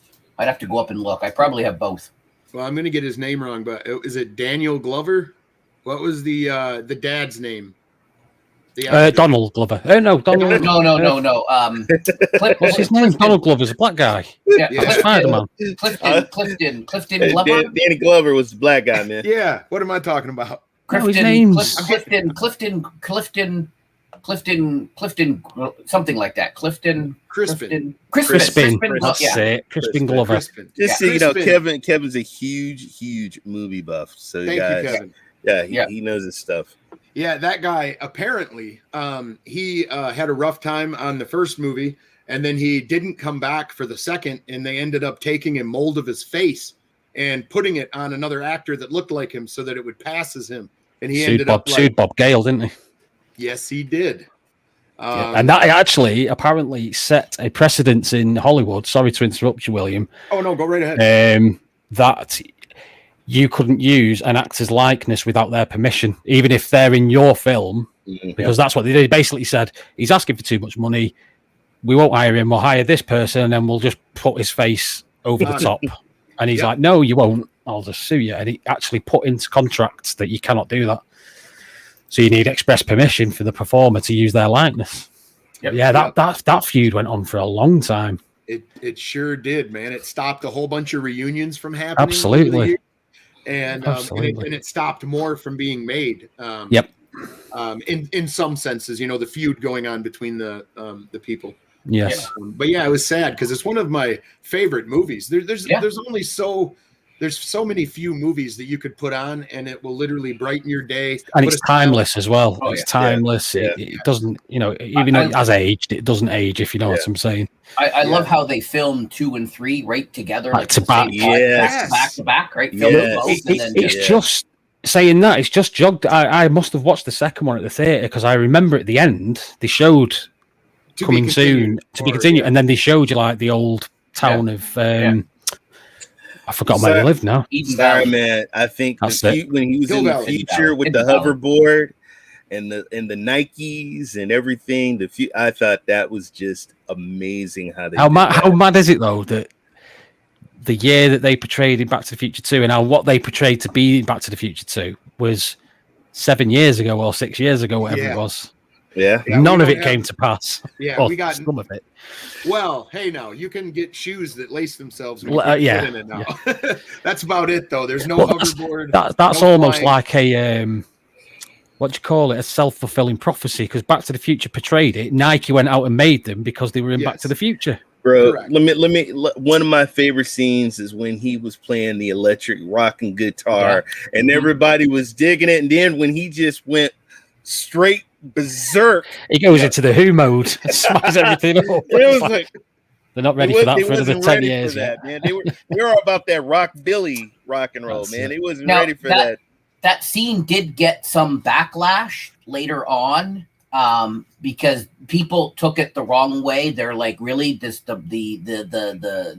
Chuck Berry couldn't think of that himself. He had to get it from another guy. Yeah, I remember. Right, this. so there was a lot of right? That was just stupid. I know, but again, they're looking. Oh, look at the white guy had to do something, and then the black guy had to that was plagiarize it and this. Yeah, there was that whole. I'm not saying it was valid. I'm just saying there was that criticism years. Yes. Years later. What's amazing about time travel movies is there's a lot to discuss. So Marty, regardless of the timeline, he went back in time and he played that. But for him to know how to play that, Chuck Berry had to write it first. Do you know what I'm saying? Like, it is true. It is true. So really, he's not actually, But you see, so it's that. It messes with your mind. You think about it, it's like, oh. So going forward, maybe when he got back, he would listen to Johnny Be Good, and it would be a little different because it was an inspiration from the actual. I don't know. I love time travel for that kind of stuff. Well, my question is, why? Right, here's a question then, William. It spoilers, people, by the way. Towards the end of the film, he needs to get back to save the doc because the doc gets shot down in the mall. He gives himself something like 8 minutes or something daft to get to the mall and save doc. Why doesn't he give himself an hour or 2 hours or 3 hours or a day? Yeah, I mean, he's in there and he's like, I don't have no time. And then he's like, well, wait a minute. Time machine. Yeah, and he sets it for 8 minutes. Yes. Yeah, I hear you. 30 would have been a little, but hey, it's made it more exciting. It did. That's exactly right. Doc also scared the shit out of him about, don't tell me too much. Don't interact with yourself. Don't. He broke his own rules all the time. Yeah, don't tell me this. Don't tell me this. And he's like, yeah, I read it. Well, I read it. Saved my life. An old man told me if somebody came asking for this book, that's it. Kill him. Oh awesome. My God. Biff Tannen. Awesome. Yep. I loved the movies. The games were trash. Yes. Here is LGN. Oh, this is the Nintendo. This game on the NES was atrocious. Was there is Marty, there is a time machine, a DeLorean. Other than that, and there is Doc, but other than that, it's not anything like the real story. He's just running up a street, perpetually running. I'm sorry, but LGN was not that. I don't know, man. And it was the weakest attempt. This is the only level you actually get. They changed the color of the level. The level's actually the exact same. It's a recycled level. You just changed the color palette. Oh, that's lazy. That's very lazy. Oh, man. That's what Jeff would say Madden football is. Oh, don't worry. I have something I'm tweeting you later, Ray. Oh, I bet you are. I am. But yeah, did you guys ever play the old? Here's a TV / property for a game, but I don't have it brought up. But did you guys ever play the Three Stooges game? Long time ago. Yep. On the I remember. Amiga, I think. I remember the Three Stooges game. I liked the Three Stooges game. It reminds me of this game just a little bit. But I liked the Three Stooges game because it was a whole bunch of mini games. You know what I mean? Yeah. So you'd have one level throwing pies and another level. Yes. Well, a lot of the games, if I remember rightly, because I'm not a huge Three Stooges fan, but I know who they are, and I know a lot of the small mini games were based on sketches that the Stooges did in the TV show from, if I'm remembering rightly. Yep. They actually had a few of their title episodes actually as a game level. Yeah. Yes. It was pretty neat for what it was. But the reason it reminds me of the Back to the Future is because at a part in the Back to the Future game, you have a book and your mom is across the room and she's going back and forth throwing hearts or kisses. Yes. Yeah. And you're supposed to block kisses with the book. Hey, some of the stuff came true. We got video chatting. Yes. Right at the end, Star Trek wrapped that up in the 60s. We got video chatting and microwaving food, and we don't have hoverboards, but there was a few things that they're getting close, man. They're getting close to the hoverboards. I always think about this, and I think these guys, they must watch these movies and go, do you know what? I'm going to invent that one day. And they must pick out the things that are going to be useful, like the iPads, the FaceTime technology. Yeah. And then everything else, they think. All right, we're not bothered with that. Me and my boy are gonna go at it on this one. All right, so Dave, you're the horror guy. Friday the 13th, the first movie. I loved it. It's campy and it's some people think they're trash, but I love all of these movies. even the ridiculous ones like Jason Takes Manhattan. Is one of my favorites because I'm. Well, do you like Jason or Freddy? Because can't you have to like one or the other? They actually did the Jason versus Freddy. God, yeah. 2003, I think that was. I remember yes, that. They did. But what's your opinion, Dave, on Friday the 13th in the series? As a franchise, they just kept milking it. The first one, absolutely amazing film. If you haven't seen it, watch it because it was directly inspired by Halloween from John Carpenter. The slasher movies, the teenagers, all in peril, and this was brilliant. It was low budget. Effects were done by Tom Savini of Dawn of the Dead Day. Amazing film. As a franchise, I just think they milked it. And it was all about how many teenagers can we kill, how gory can we make it, and how many women are going to get the tops off. Well, that's what the films became. Look at all the knockoffs. Oh my God. There was so many knockoffs, man.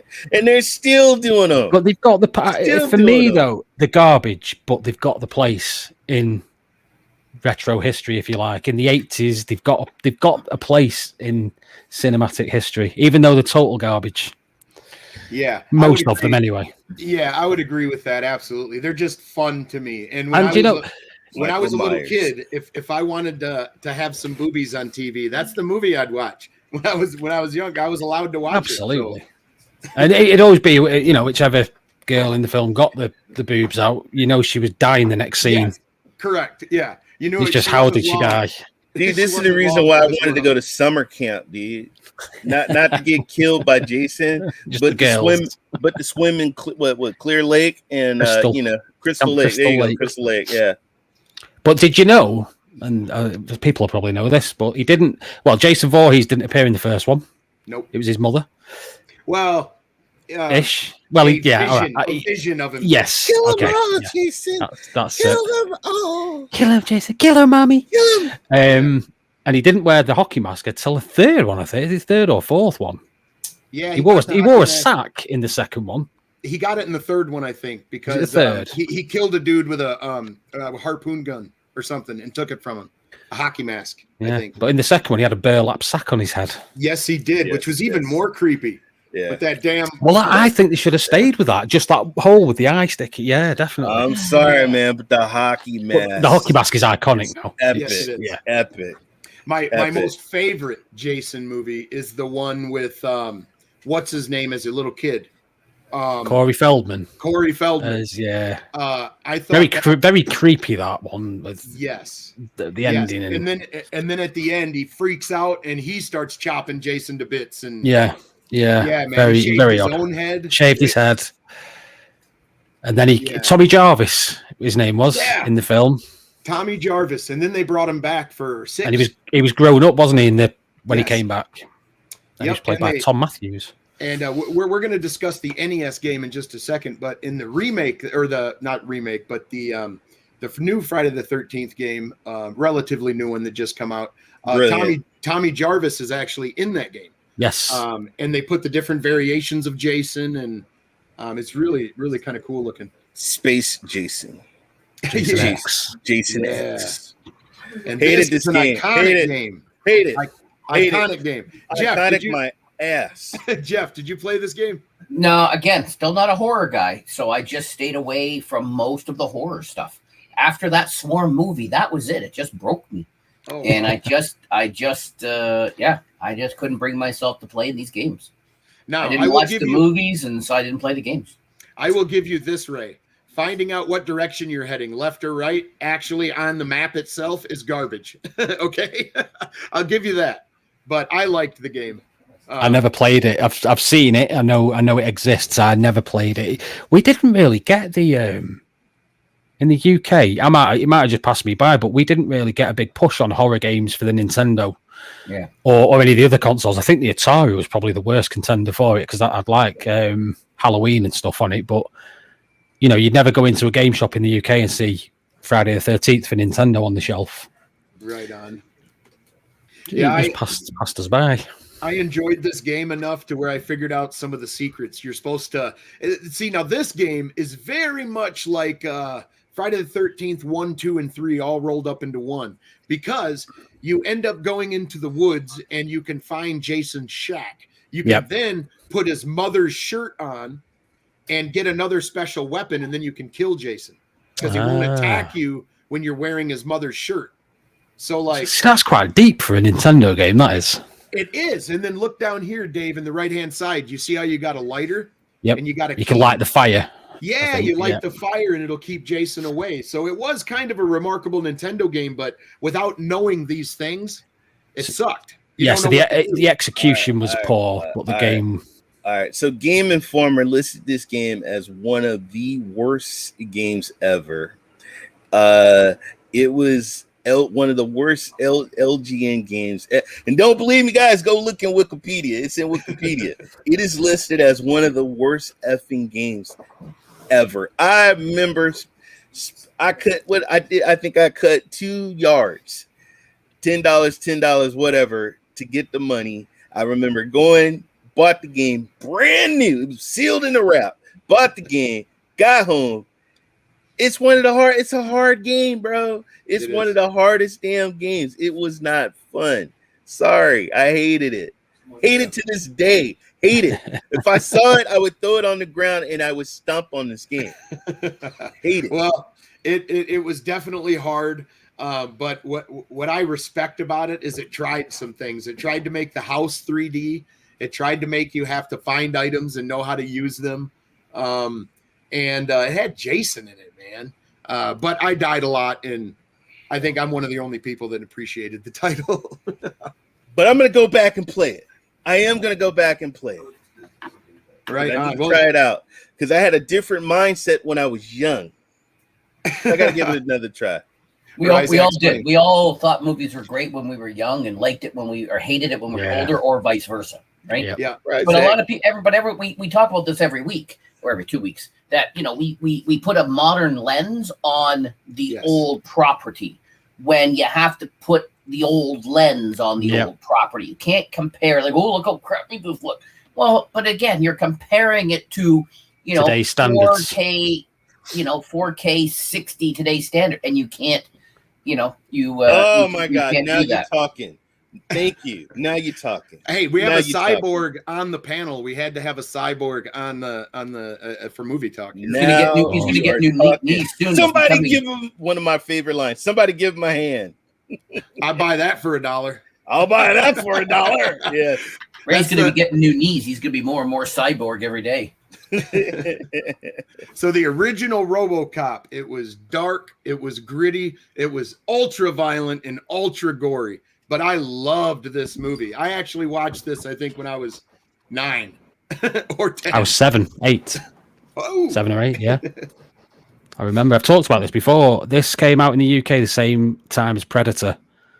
And my mum and dad used to go to a club every Friday or Saturday night, and they went to the video shop, rented this for me and my brother, this and Predator. And I remember watching it, that and Predator back to back, and I fell in love. It's such a good, it's an almost perfect film. It's so good. Yeah. The part that almost made me not watch it when I was a kid is when his hand blows off. That looks so real. Like, it's absolutely just explodes on camera. Bro, is that just so sad? Dude, it was a hand, and then it was viscera. Like, yep. Bro, his partner, she's sitting there watching as he's getting blown to bits. And they were both. Oh my! It would have been both of them if she'd have gave a position away. But it was that was the thing. They kill him, and he comes back as RoboCop, obviously. Yep. But it's not just like the guy gets shot. They torture him for like 5 on-screen minutes, shooting him full of holes. Target practice, blows his hand off. Absolutely. Yeah. So at 9 to 10, I almost couldn't watch anymore. Yeah. The epic scene is when the lady's getting attacked in the alley, and he takes his gun. And he just shoots through the skirt. Yeah. Yeah, he hits him right in the lower abdominal area. Yeah. RoboCop perfect film. A Judge Dredd collab would be awesome. Oh, well, there was talk God. of there's been talk of RoboCop and Terminator crossovers for years because they did Predator and Aliens. There has been talk of it, which I think would be amazing. I think it would too, depending on which way they went with it. I don't know. I if love time travel, but they I think in the comic book world, I'm not a comic book reader, so I might be totally wrong, but I think they do the story that OCP eventually becomes Skynet. Oh. And obviously RoboCop technology is the Terminator technology is based on old RoboCop technology, and then they sort of cross paths and stuff. And Terminators would eat RoboCop. Don't know. RoboCop can handle himself. Are you crazy? He can handle himself. Well, here's the thing: all you have to do is shoot him in the mouth. Okay. But they try that in the film, and he covers it. Oh, that's He's being shot in the garage, because I was thinking that, and you see him covering his mouth. All right, so let me ask you guys this: what type of food was he able to Baby eat? food. Very good. Yeah. Well, he never ate any of that, really. Yeah. He always said he was hungry. Now we're talking. Thank you. I actually played this hard, this game. Played it a couple of months ago. Yeah, this game is extremely hard, man. Yeah. Extremely hard. This is one of those games I rented and couldn't play more than 3 minutes without dying. It was amazing. On the arcade, it was amazing. Yes, I remember. I remember loving it on the arcade. Yep. You used to go into the old late 80s, early 90s arcade, and you could hear all the demo games going off, and you just hear RoboCop, drop it. And you'd hear the music. So even if nobody was playing it, you would still hear the that's it. Yeah, echo through the whole. Guys, make sure hear it go. RoboCop 2 and 3. Oh yeah. RoboCop 2 was good. I like the Maniac that what was he? There was a drug or something. Was it Nuke? Nuke. Yes. Yeah, man. He was a pretty cool villain. William, what was funny is yesterday I was just watching some television, and the cable company always puts ads because we get all the American shows, and then they put in their own little ads and stuff promoting their own crap. And they promoted a retro movie channel that didn't even know we had. And it goes, and now in free preview. And I clicked on that, and it was RoboCop 1, and I hit the guide, and it had 2 and 3 back to back. I was going out. I didn't have time to watch them, but he kicked them. I used to laugh. Like, I'll never forget when I first saw this, and I was like, he kicked the SHIT out of them dogs, man. I was like, yeah, they're flying. Punches, shoots them. I love it. Yeah, but the sound effects on the arcade they're almost like from the film. Some of them, you'd hear his leg open up for his gun. And I was going to say that his the actor's movements in the suit, was just believable as all hell. Once again, Peter Wellers, Peter Weller, Peter Wellers, and then you add in the sound effects and the weight of his steps, and it's just believable immediately as soon as he's on screen. Yeah. Good work by the gaffers. It was Rob Bottin was the special effects guy on the first one, made the suit. He was actually the effects guy on the Thing as well. Oh wow! There you go. Useless movie trivia for you. The gory his mouth then aspects of the movie were quite realistic, man. Yes. Like I said, that hand getting blown off was something else. But now, all right, we can't talk about movies and game properties without bringing this gem up. The original Mortal Kombat movie. So Jeff, did you see Mortal Kombat, and what did you think? Back in the day, and I loved it back in the day. I'm not sure I haven't watched the new one yet. Okay, and we've talked about it. We've talked about watching it, but it's not. There's other Marvel movies that are higher on our agenda to watch in our limited time. So gotcha. Loved it back in the day. Loved the games back in the day. I'm not any good at them. Even still, the ones I've played lately I'm not nowhere near any good at them, but love them back in the day. Holy right on. What did you happen to see this one in the movie theater, or did you just watch it on video later? Because I went to the theater. This was a big thing when I was. Bro, me and Kevin, you remember, bro? We stood in line. The line went round the building. Midnight showing. This is one of the only game property movies that came out that I enjoyed the hell out of it. I left the theater pumped, man. I wanted to. Man, if I was a ninja, I'd have been kicking ass on the way out to the car. Mm-hmm. Yep. How about you, Ray? Saw this at midnight, Hayward, California. I had my best friend Adrian. I think Kevin was with me. I think we had another roommate. The line wrapped around the building, and I remember just as soon as it Mortal Kombat, the music, yes, and everybody just went nuts. I would have to say the music. The music was almost as big as the game itself for the soundtrack to this movie. Yeah, it was everywhere that summer, everywhere. Commercials, I mean, everywhere, man. Absolutely. Yeah, absolutely. I don't remember us having midnight showings back in the 90s. That became more of a 2000 thing. Special movies. We never had that in Canada. Yeah, we did. Now we just got Jeff's answer to this. He has not seen the new one, but I've seen the new one, and I liked it. I still like the older one better. I thought it had a better story, but I did enjoy this one. What did you think, Ray? I liked it. Will I? You know what? I'm not gonna put it up against the classic one because I thought they were just two different type of movies. But this one, one of my favorite characters, I thought he stole the show, and that was Kano? Sub-Zero. Oh, Sub-Zero. I thought Kano was awesome. But I thought Sub-Zero was just a badass villain.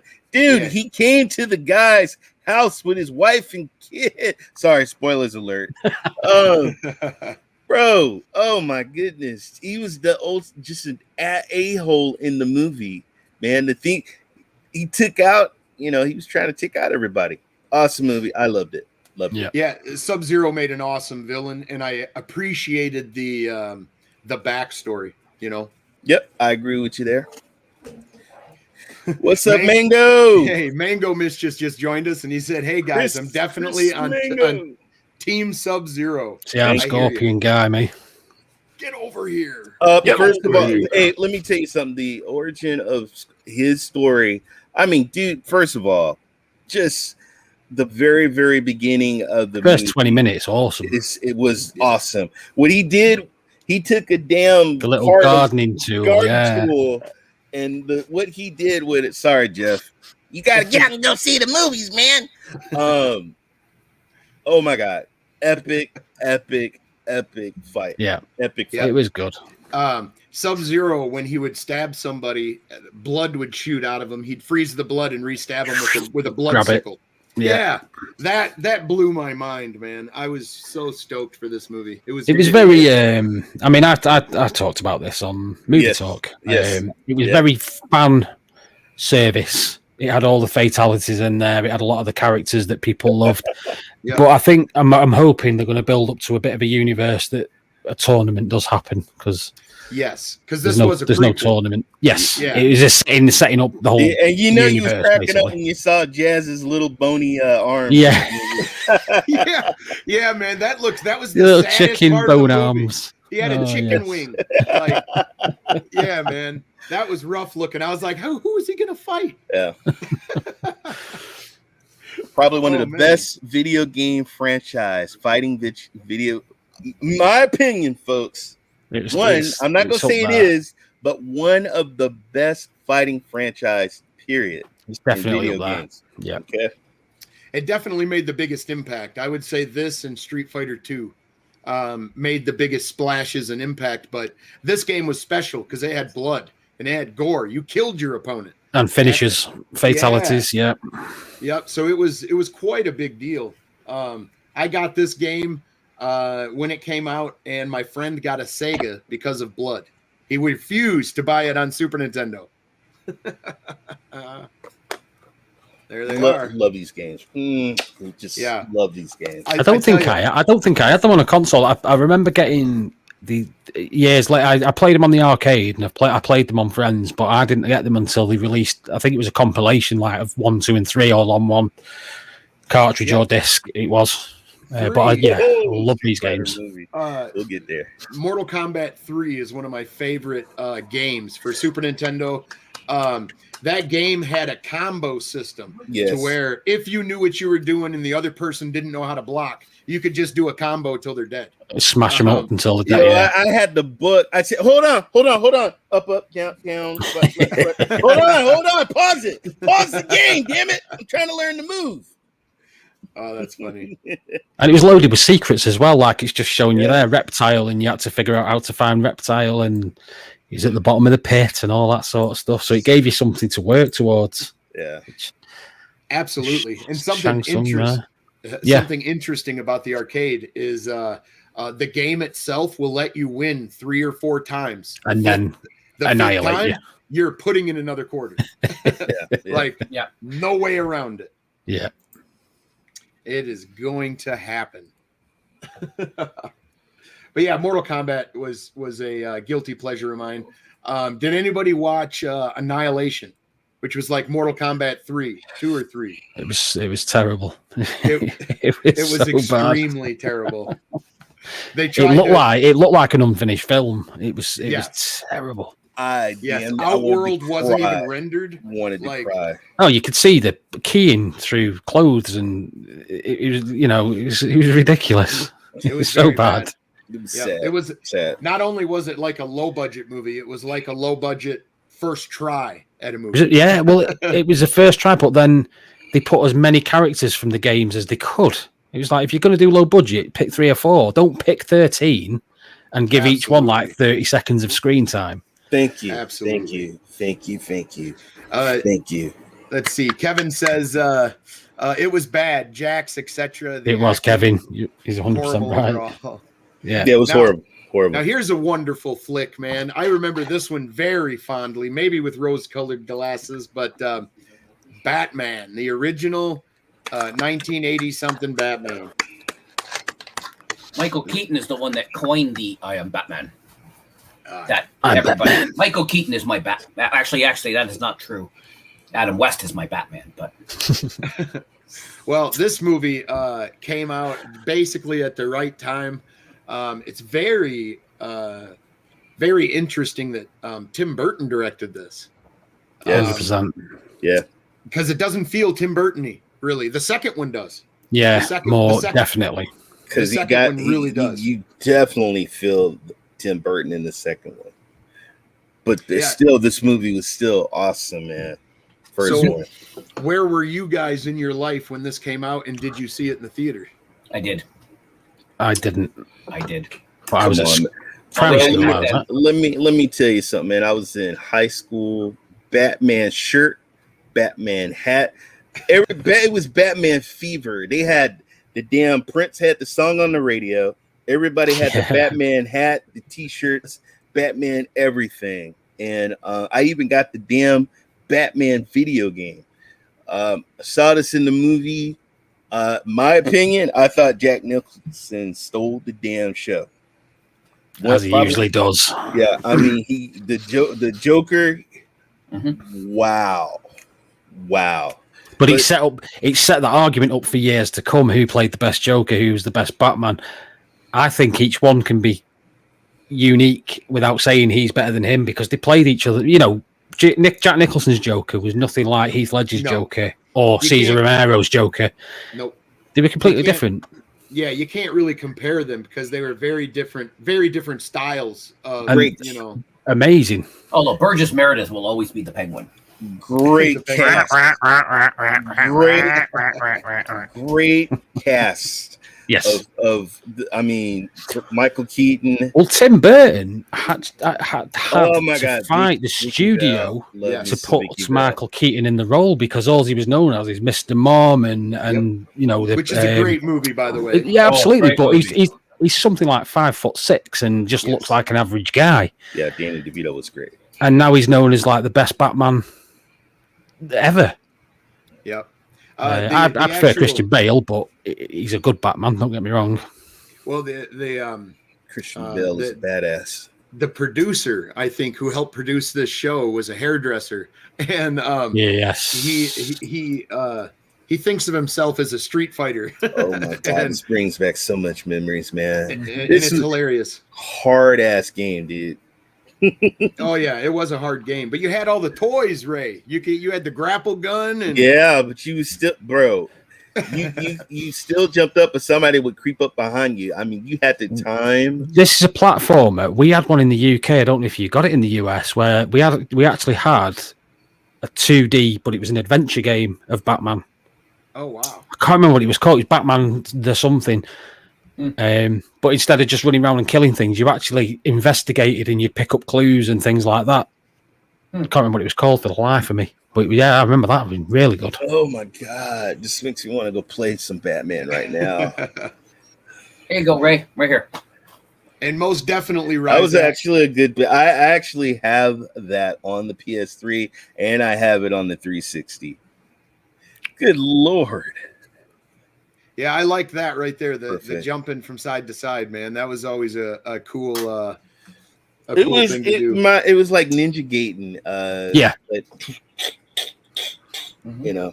Speaking of Ninja Gaiden, that game was extremely hard. Mm-hmm. Hey, Alex. Alex, what's going on, brother? Nimbus, Alex, how you doing? So Batman was a real good time. I really liked the sequel. Believe it or not, Tim Burton was actually on schedule to direct a Superman movie with Nicolas Cage as Superman, and that could have been incredibly awesome or horrible. That would have been horrible. Shit, did you see what he did to Ghost Rider? Yes, but what I suggest you do is there's a documentary called "The Death of Superman Lives: What Happened" by John Schnepp. Kevin Smith's in it as well. Yes, Kevin Smith is in it. The guy who produced it and directed it and starred in it, John Schnepp, he's no longer with us anymore. He was a great nerd and he was an awesome guy. But his documentary is fantastic. He talks to everybody. He talks to Nicolas Cage. He talks to the director, everybody. George Reeves. What was that Treasure? I like Nicolas Cage in the where he the Treasure National Treasure. I loved him in that. Loved him in that. Thought he was good. Yeah, that's one of my dad's favorite movies too. National Treasure. I like the National Treasure films. Yay! We talked about Bob Hoskins earlier. Let's talk about him again. Great movie. I thought he did a fabulous job. This one went a little better for him than Mario Brothers. He's certainly dead. Was it wrong to be a young boy and have dreams about Jessica Rabbit? Yes. She's not bad. She's just drawn that way. Damn it! I front, man. Yeah, she's drawn that way. It's not your fault, Ray. That's it.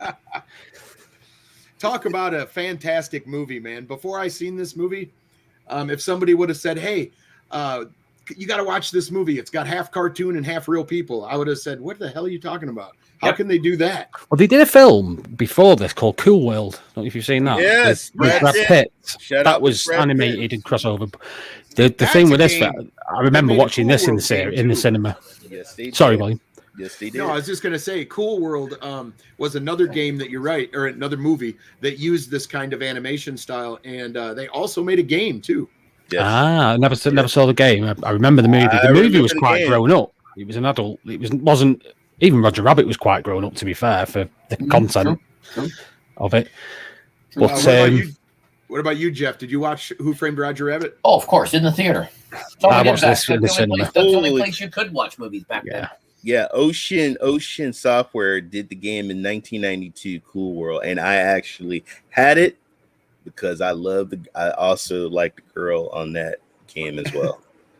Absolutely. Here's the game. I never played the game. I've seen the game, and I know it exists. LJN sucks at making movie games. Okay. Yes, they did. Besides the driving, how you turn your car and stuff in the game, I actually liked this game. You got to go after clues, and it's kind of like Dick Tracy a little bit. But I did actually enjoy this game. I actually beat it when I was a kid. Wow, nice. Yep. The very last level, you're on top of a fire truck, and you got to wind your fist up and keep punching. Judge Doom. Doom. Yeah, but yeah, so played by Bob Brown. It's kind of a simple game. You walk around. You know what this game reminds me of? Dick Tracy. Yeah, a little bit of. He's very like Dick Tracy. Yeah. which had Madonna. But I think Roger Rabbit is the only time, and Jeff or someone might point out that I'm wrong. It's the only time that Bugs Bunny and Mickey Mouse have appeared on screen in the same. It's probably true. Property ever. Probably true. Can you imagine what that took to get happen? Can you imagine if they tried to do this today? How many people they would have to pay for intellectual property? They'd be falling out left, right, and centre. You can't use him, and you can't use this character for this, and yeah, because they got them all of them, even the obscure ones. You could see them running around in the background. Well, yeah. It was amazing. It was so good. Yeah, the acting was top notch, man, and it was like, can you imagine being the first actor to walk in and see nothing but green and a tennis ball, and they're like, "Hey, no, that's Roger. Just say hi to him." You're like, what? And not only that, he was from he's from the UK, so he had a thick London accent. Hooker, but we did sign K-Ron Brown from the Jets. So Jeff's gone off on one then. Sorry, Jeff. But he put on I think it was. I'm not sure if it was a New York accent that Bob Hoskins did or something, but his accent was amazing. Apparently, a lot of people couldn't believe he was English. He was that good with his accent. Yeah. One thing I really respect about Who Framed Roger Rabbit is the comedy style. They took some risks with some of their jokes. I mean, a baby smoking a cigar and smacking someone on the ass, calling her toots. So and gentlemen, this was also a Game Boy game too. Oh, was it? Oh, was it? It was a Game Boy game. Yeah. Wow. But yeah, it had a whole lot of pretty colors.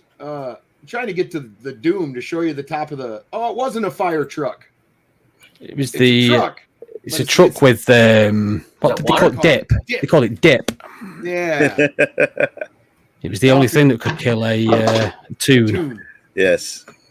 Yeah, it like melted them or something. And I love the whole backstory with Eddie Valiant and his piano and his brother. Yeah, brilliant. Did you see all that shit that was scrolling there? Cigar and other stuff. Those are all the items you have in your inventory. Yeah. Please don't kill me. Let's see here. Kevin says, he did his accent too in Shattered. Yep. Even today, the British and Aussie actors that speak with an American voice always trip me out. It's true. Me too. Like listening to Andrew Lincoln on anything and then watching him on The Walking Dead. You're Walking like, whoa. Dead. Yeah. They do a great job at that stuff, man. I don't know how they train themselves, but that's why they get paid the big bucks, I guess. They got like special schools and stuff. Yeah, they have vocal coaches and all that. Yeah, coaches. And yeah. Tom Holland, just to go off the track a little bit, doing the Spider-Man, he actually had a Queen's accent, and he was the first Spider-Man Peter Parker actor to portray the character with a Queen's accent, apparently. Well, we didn't have time to get to Jurassic Park, but Jeff, do you want to do this week in retro before we run out of time? Yeah, so this is a segment we do where I just go through all of the. That's why we always ask what you think is retro, right? Because I go through back to the 80s and 90s and try to figure out what games, what things when they came out, and there's a lot of stuff that comes out in Japan, right? But so July 25th, Max Payne for the Windows was released. Awesome. Can't talk today. Awesome game. And I see him all over the place now. Max Payne games are all over the place now, which is why I threw in there. I throw a little bit of everything in there. Outrigger for the Dreamcast, and of course there was a Neo Geo game, and I know that is near and dear to William's heart. Neo Geo. Yeah. So Battle Coliseum. Had to throw that in there. Now, Max Payne. How many of you guys have experienced the Max Payne game? Yes. I've seen the movie, and I have all the Max Payne games, and I actually beat all the Max Payne games as well. I almost picked up a Max Payne game yesterday, but the case didn't have a disc in it. And I said to the dude, "Do you have the disc?" And he's like, "Yeah, it's in the case." And I'm like, "I don't think so." And it's not there. And so, dude, took like the case, and you go to the flea markets. Make sure you check them cases because I've had that happen. I'm probably saying this wrong, but Is it bullet time in the Matrix or is it bullet time in Max Bullet Payne? time's Max Payne. It's Max Payne. Okay. Didn't invent the concept, but they're the ones that called it bullet time first. Yep. Awesome, because that was my favorite part of that game, to dive in slow motion and try to aim at their heads and stuff. Such a fantastic time. But Rockstar again. Rockstar. You can't. Yeah. Movie. It was 1 and 3 were my favorite. God, who's Mark Wahlberg. Wahlberg. Yeah. I have to go back and watch that. I haven't seen it in a long time. It was a bit. Wasn't great. It was a bit muddly. I agree. The plot was very, very like you had to really pay attention. Yeah. Just play the game. They did the whole murder thing again, and from the game. Yeah, okay. But they went a bit too far with it, I think. But it wasn't the worst film I've ever seen that was based on a video game. Now, I never owned a Neo Geo, so I can't speak for Battle Coliseum, but definitely, if you have emulation, go check out some. Jeff hates emulation. Metal Slug. Go play some Metal Slug. Definitely. It's true. Here's what do we got? What do we got next? We've got the Windows Mobile version of a game came out, and then I threw Diablo 2 because we talked about that on the last show, and then the whole Diablo series. That was for Macintosh. And that was for Macintosh. Yep. They didn't get very many games, did they? Nope. They got a Diablo 2. And then, of course, Pokemon Crystal version for the Game Boy Color, which I spelled wrong, Dave. Sorry about that. What's that? I spelled color wrong. Did you spell it without a U? I did. Sorry. I give up, Jeff. You're letting the Commonwealth down now. Come on. Yeah. Did you just mention Hudson Hawk? Hudson Hawk. Oh, yeah. That was a very strange movie. And a very strange game as well. They made a game on that. Very strange game. Yes, it was. Yep. And then what do we got next? Next, we've got Syndicate Wars for the PlayStation was released. And then, of course, NCAA. I put that on there because we know we're going to get a new NCAA game in 2023. I remember picking up NCAA Football 99 at GameStop. Yep. I think I've got a couple of them up there. I've got to double check. 17 was the last one or 14 was the last one that came out. 14 was the last one. Who was the one on the cover? Who was on the cover? 14? Yeah. He's looking at the cover. I am. I'm trying to look. It's way the hell up there. I can't. I don't even see it. I got 25. Where's 17? Say, if only you had bifocals, man. I know, right? I can't see it. I got 8. Where the hell is 17? I don't know. And then, of course, we know there's a new one coming out in 2023. It's going to be interesting with the new NCAA rules. Yes. Because, with player, kid player likenesses now, that's going to be quite interesting. I just want to see some actual progress, like as in gameplay goes, or make the fields like what they can do with Unreal 5 by moving. I'm telling you, the movie studio quality images and stuff. I want to see the real field and stuff. I just want to see some progress. It's a Michigan player. Yes. Who the hell is it? I'll tell you this: he was a running back. Running back from Michigan in 20. Who is that, Jeffrey? Who's that? Michigan running back. It's somewhere, doesn't it? The new Tetris. I didn't know they had a new Tetris. I don't remember. I'll have to look it up. It's not new anymore. No, but that was for the Nintendo 64. See, the thing is about there's a lot of games are coming. They come out in Japan, right? So my whole list, as I research it, Japan. I try to find something that's Canada, US, UK, worldwide, right? Otherwise, my entire list would always be everything in Japan because everything comes out in Japan first, right? So. Yep. But I tell you, Max Payne was a real good one. I spent a lot of time playing that game. I was so disappointed. I had one in my hand yesterday, and I opened it up, and there was no disc in it. Couldn't get it. I'm like, dude, where's the disc? I just thought maybe it was one of those that they had tucked away. You know how sometimes the newer stuff, they have it tucked away, and he's like, it's in the case. And I'm like, no, it's not, dude. The last Max Payne is pretty damn action-packed. He's older, has no hair, just the guy's got a skinhead in the latest one, hasn't he? Yeah. Yeah. Gray beard. Vaguely remember it. Oh, look at this. Boom. We'll try to fit it in real quick, and then we're good. We're gonna sign off, everybody. Played the hell out of this game in my apartment on my busted up futon bed. You had some futon action with this game, huh? Yeah. Oh my God. I used to wake up in the morning. I still have the game in the cartridge, and I could hear the Raptors come out. But love the game.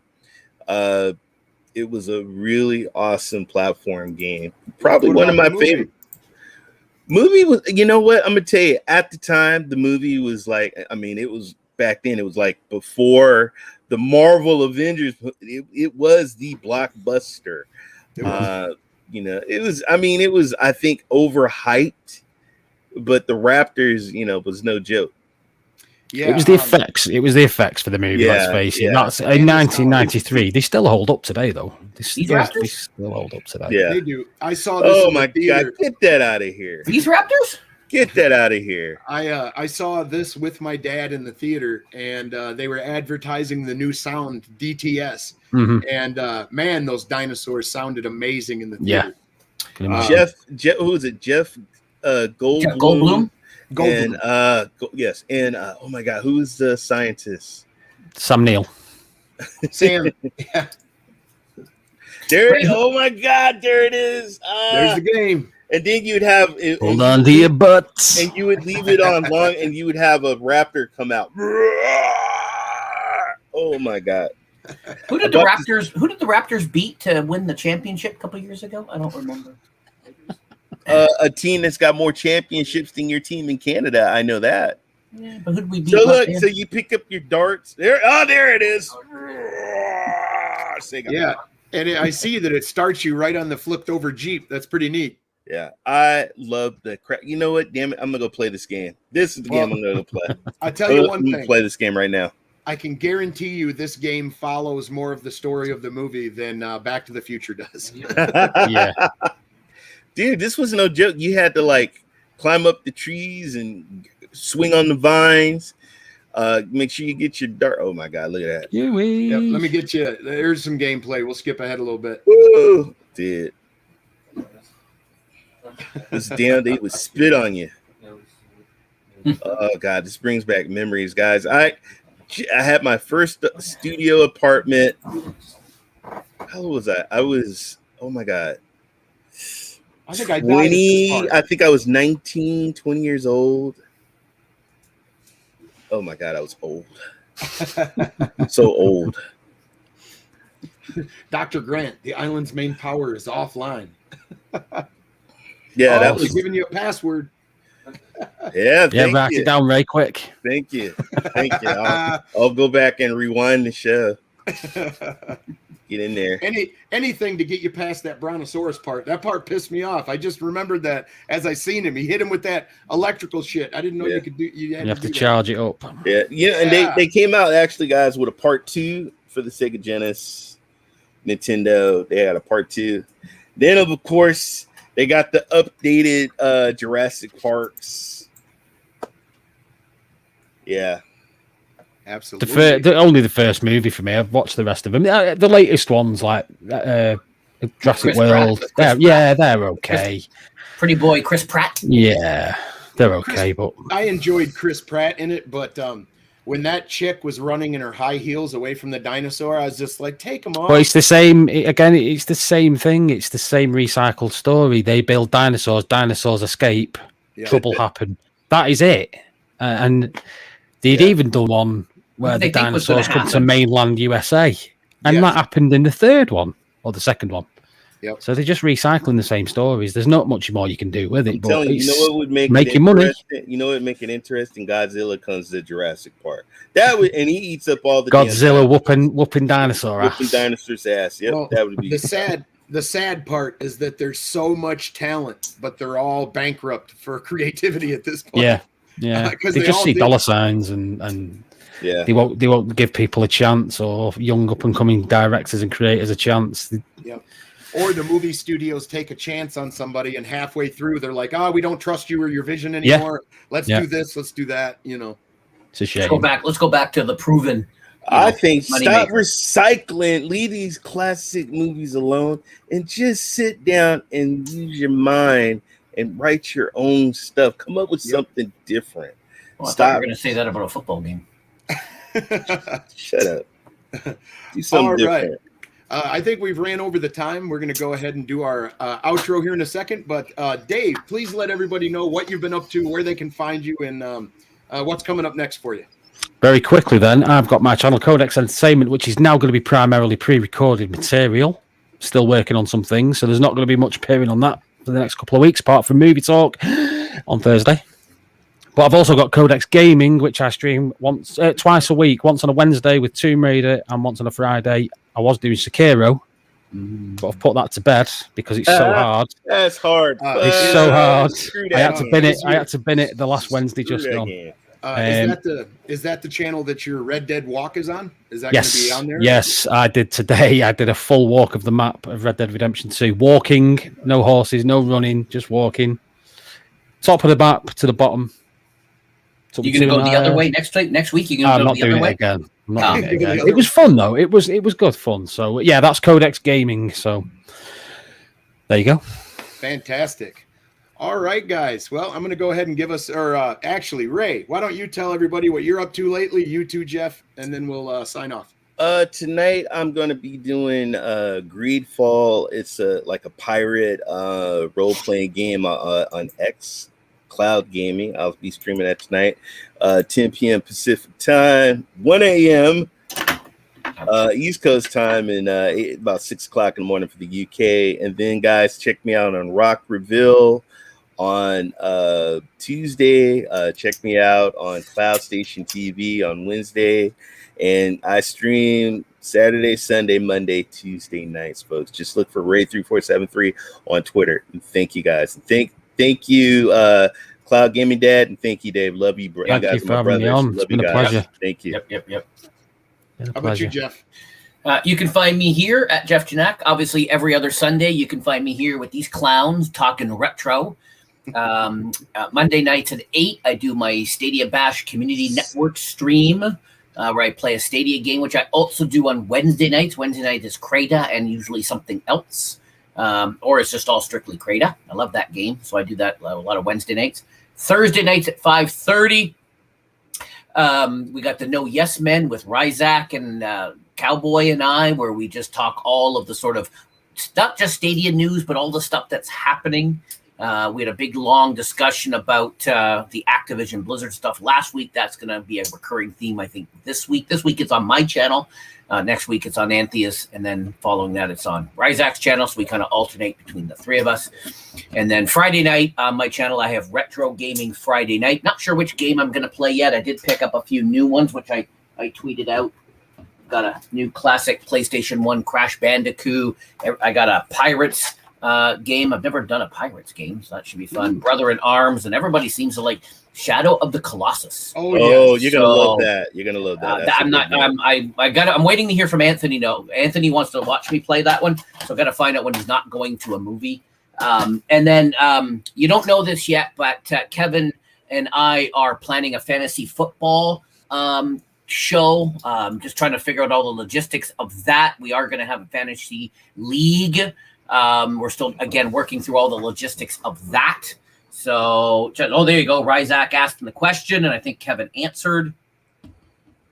So we're gonna get a sign up form going, so we can figure out where we're gonna do it, what it's gonna be like.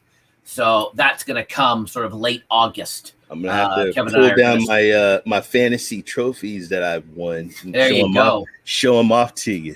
There you go. And William, where can people find you, SPG? Well, you can find me at Stadia Pro Gaming every other Sunday here at Retro Rewind at 2 p.m. CST, and Mondays, Wednesdays, and Fridays if I find the time to stream at 12 p.m. CST. But all right, guys, thank you so much for hanging out. Thanks, Dave. Thanks, Lee. Thank you for having me on. It's been a pleasure. Yeah, I certainly enjoyed your guys' company. Is a legend, guys. Thank you. Had a great conversation, and thank all of you in the chat that participated and joined us. From your mama, Kevin. You guys have a great night. Take care of yourselves. Thanks, everyone. Bye, everyone.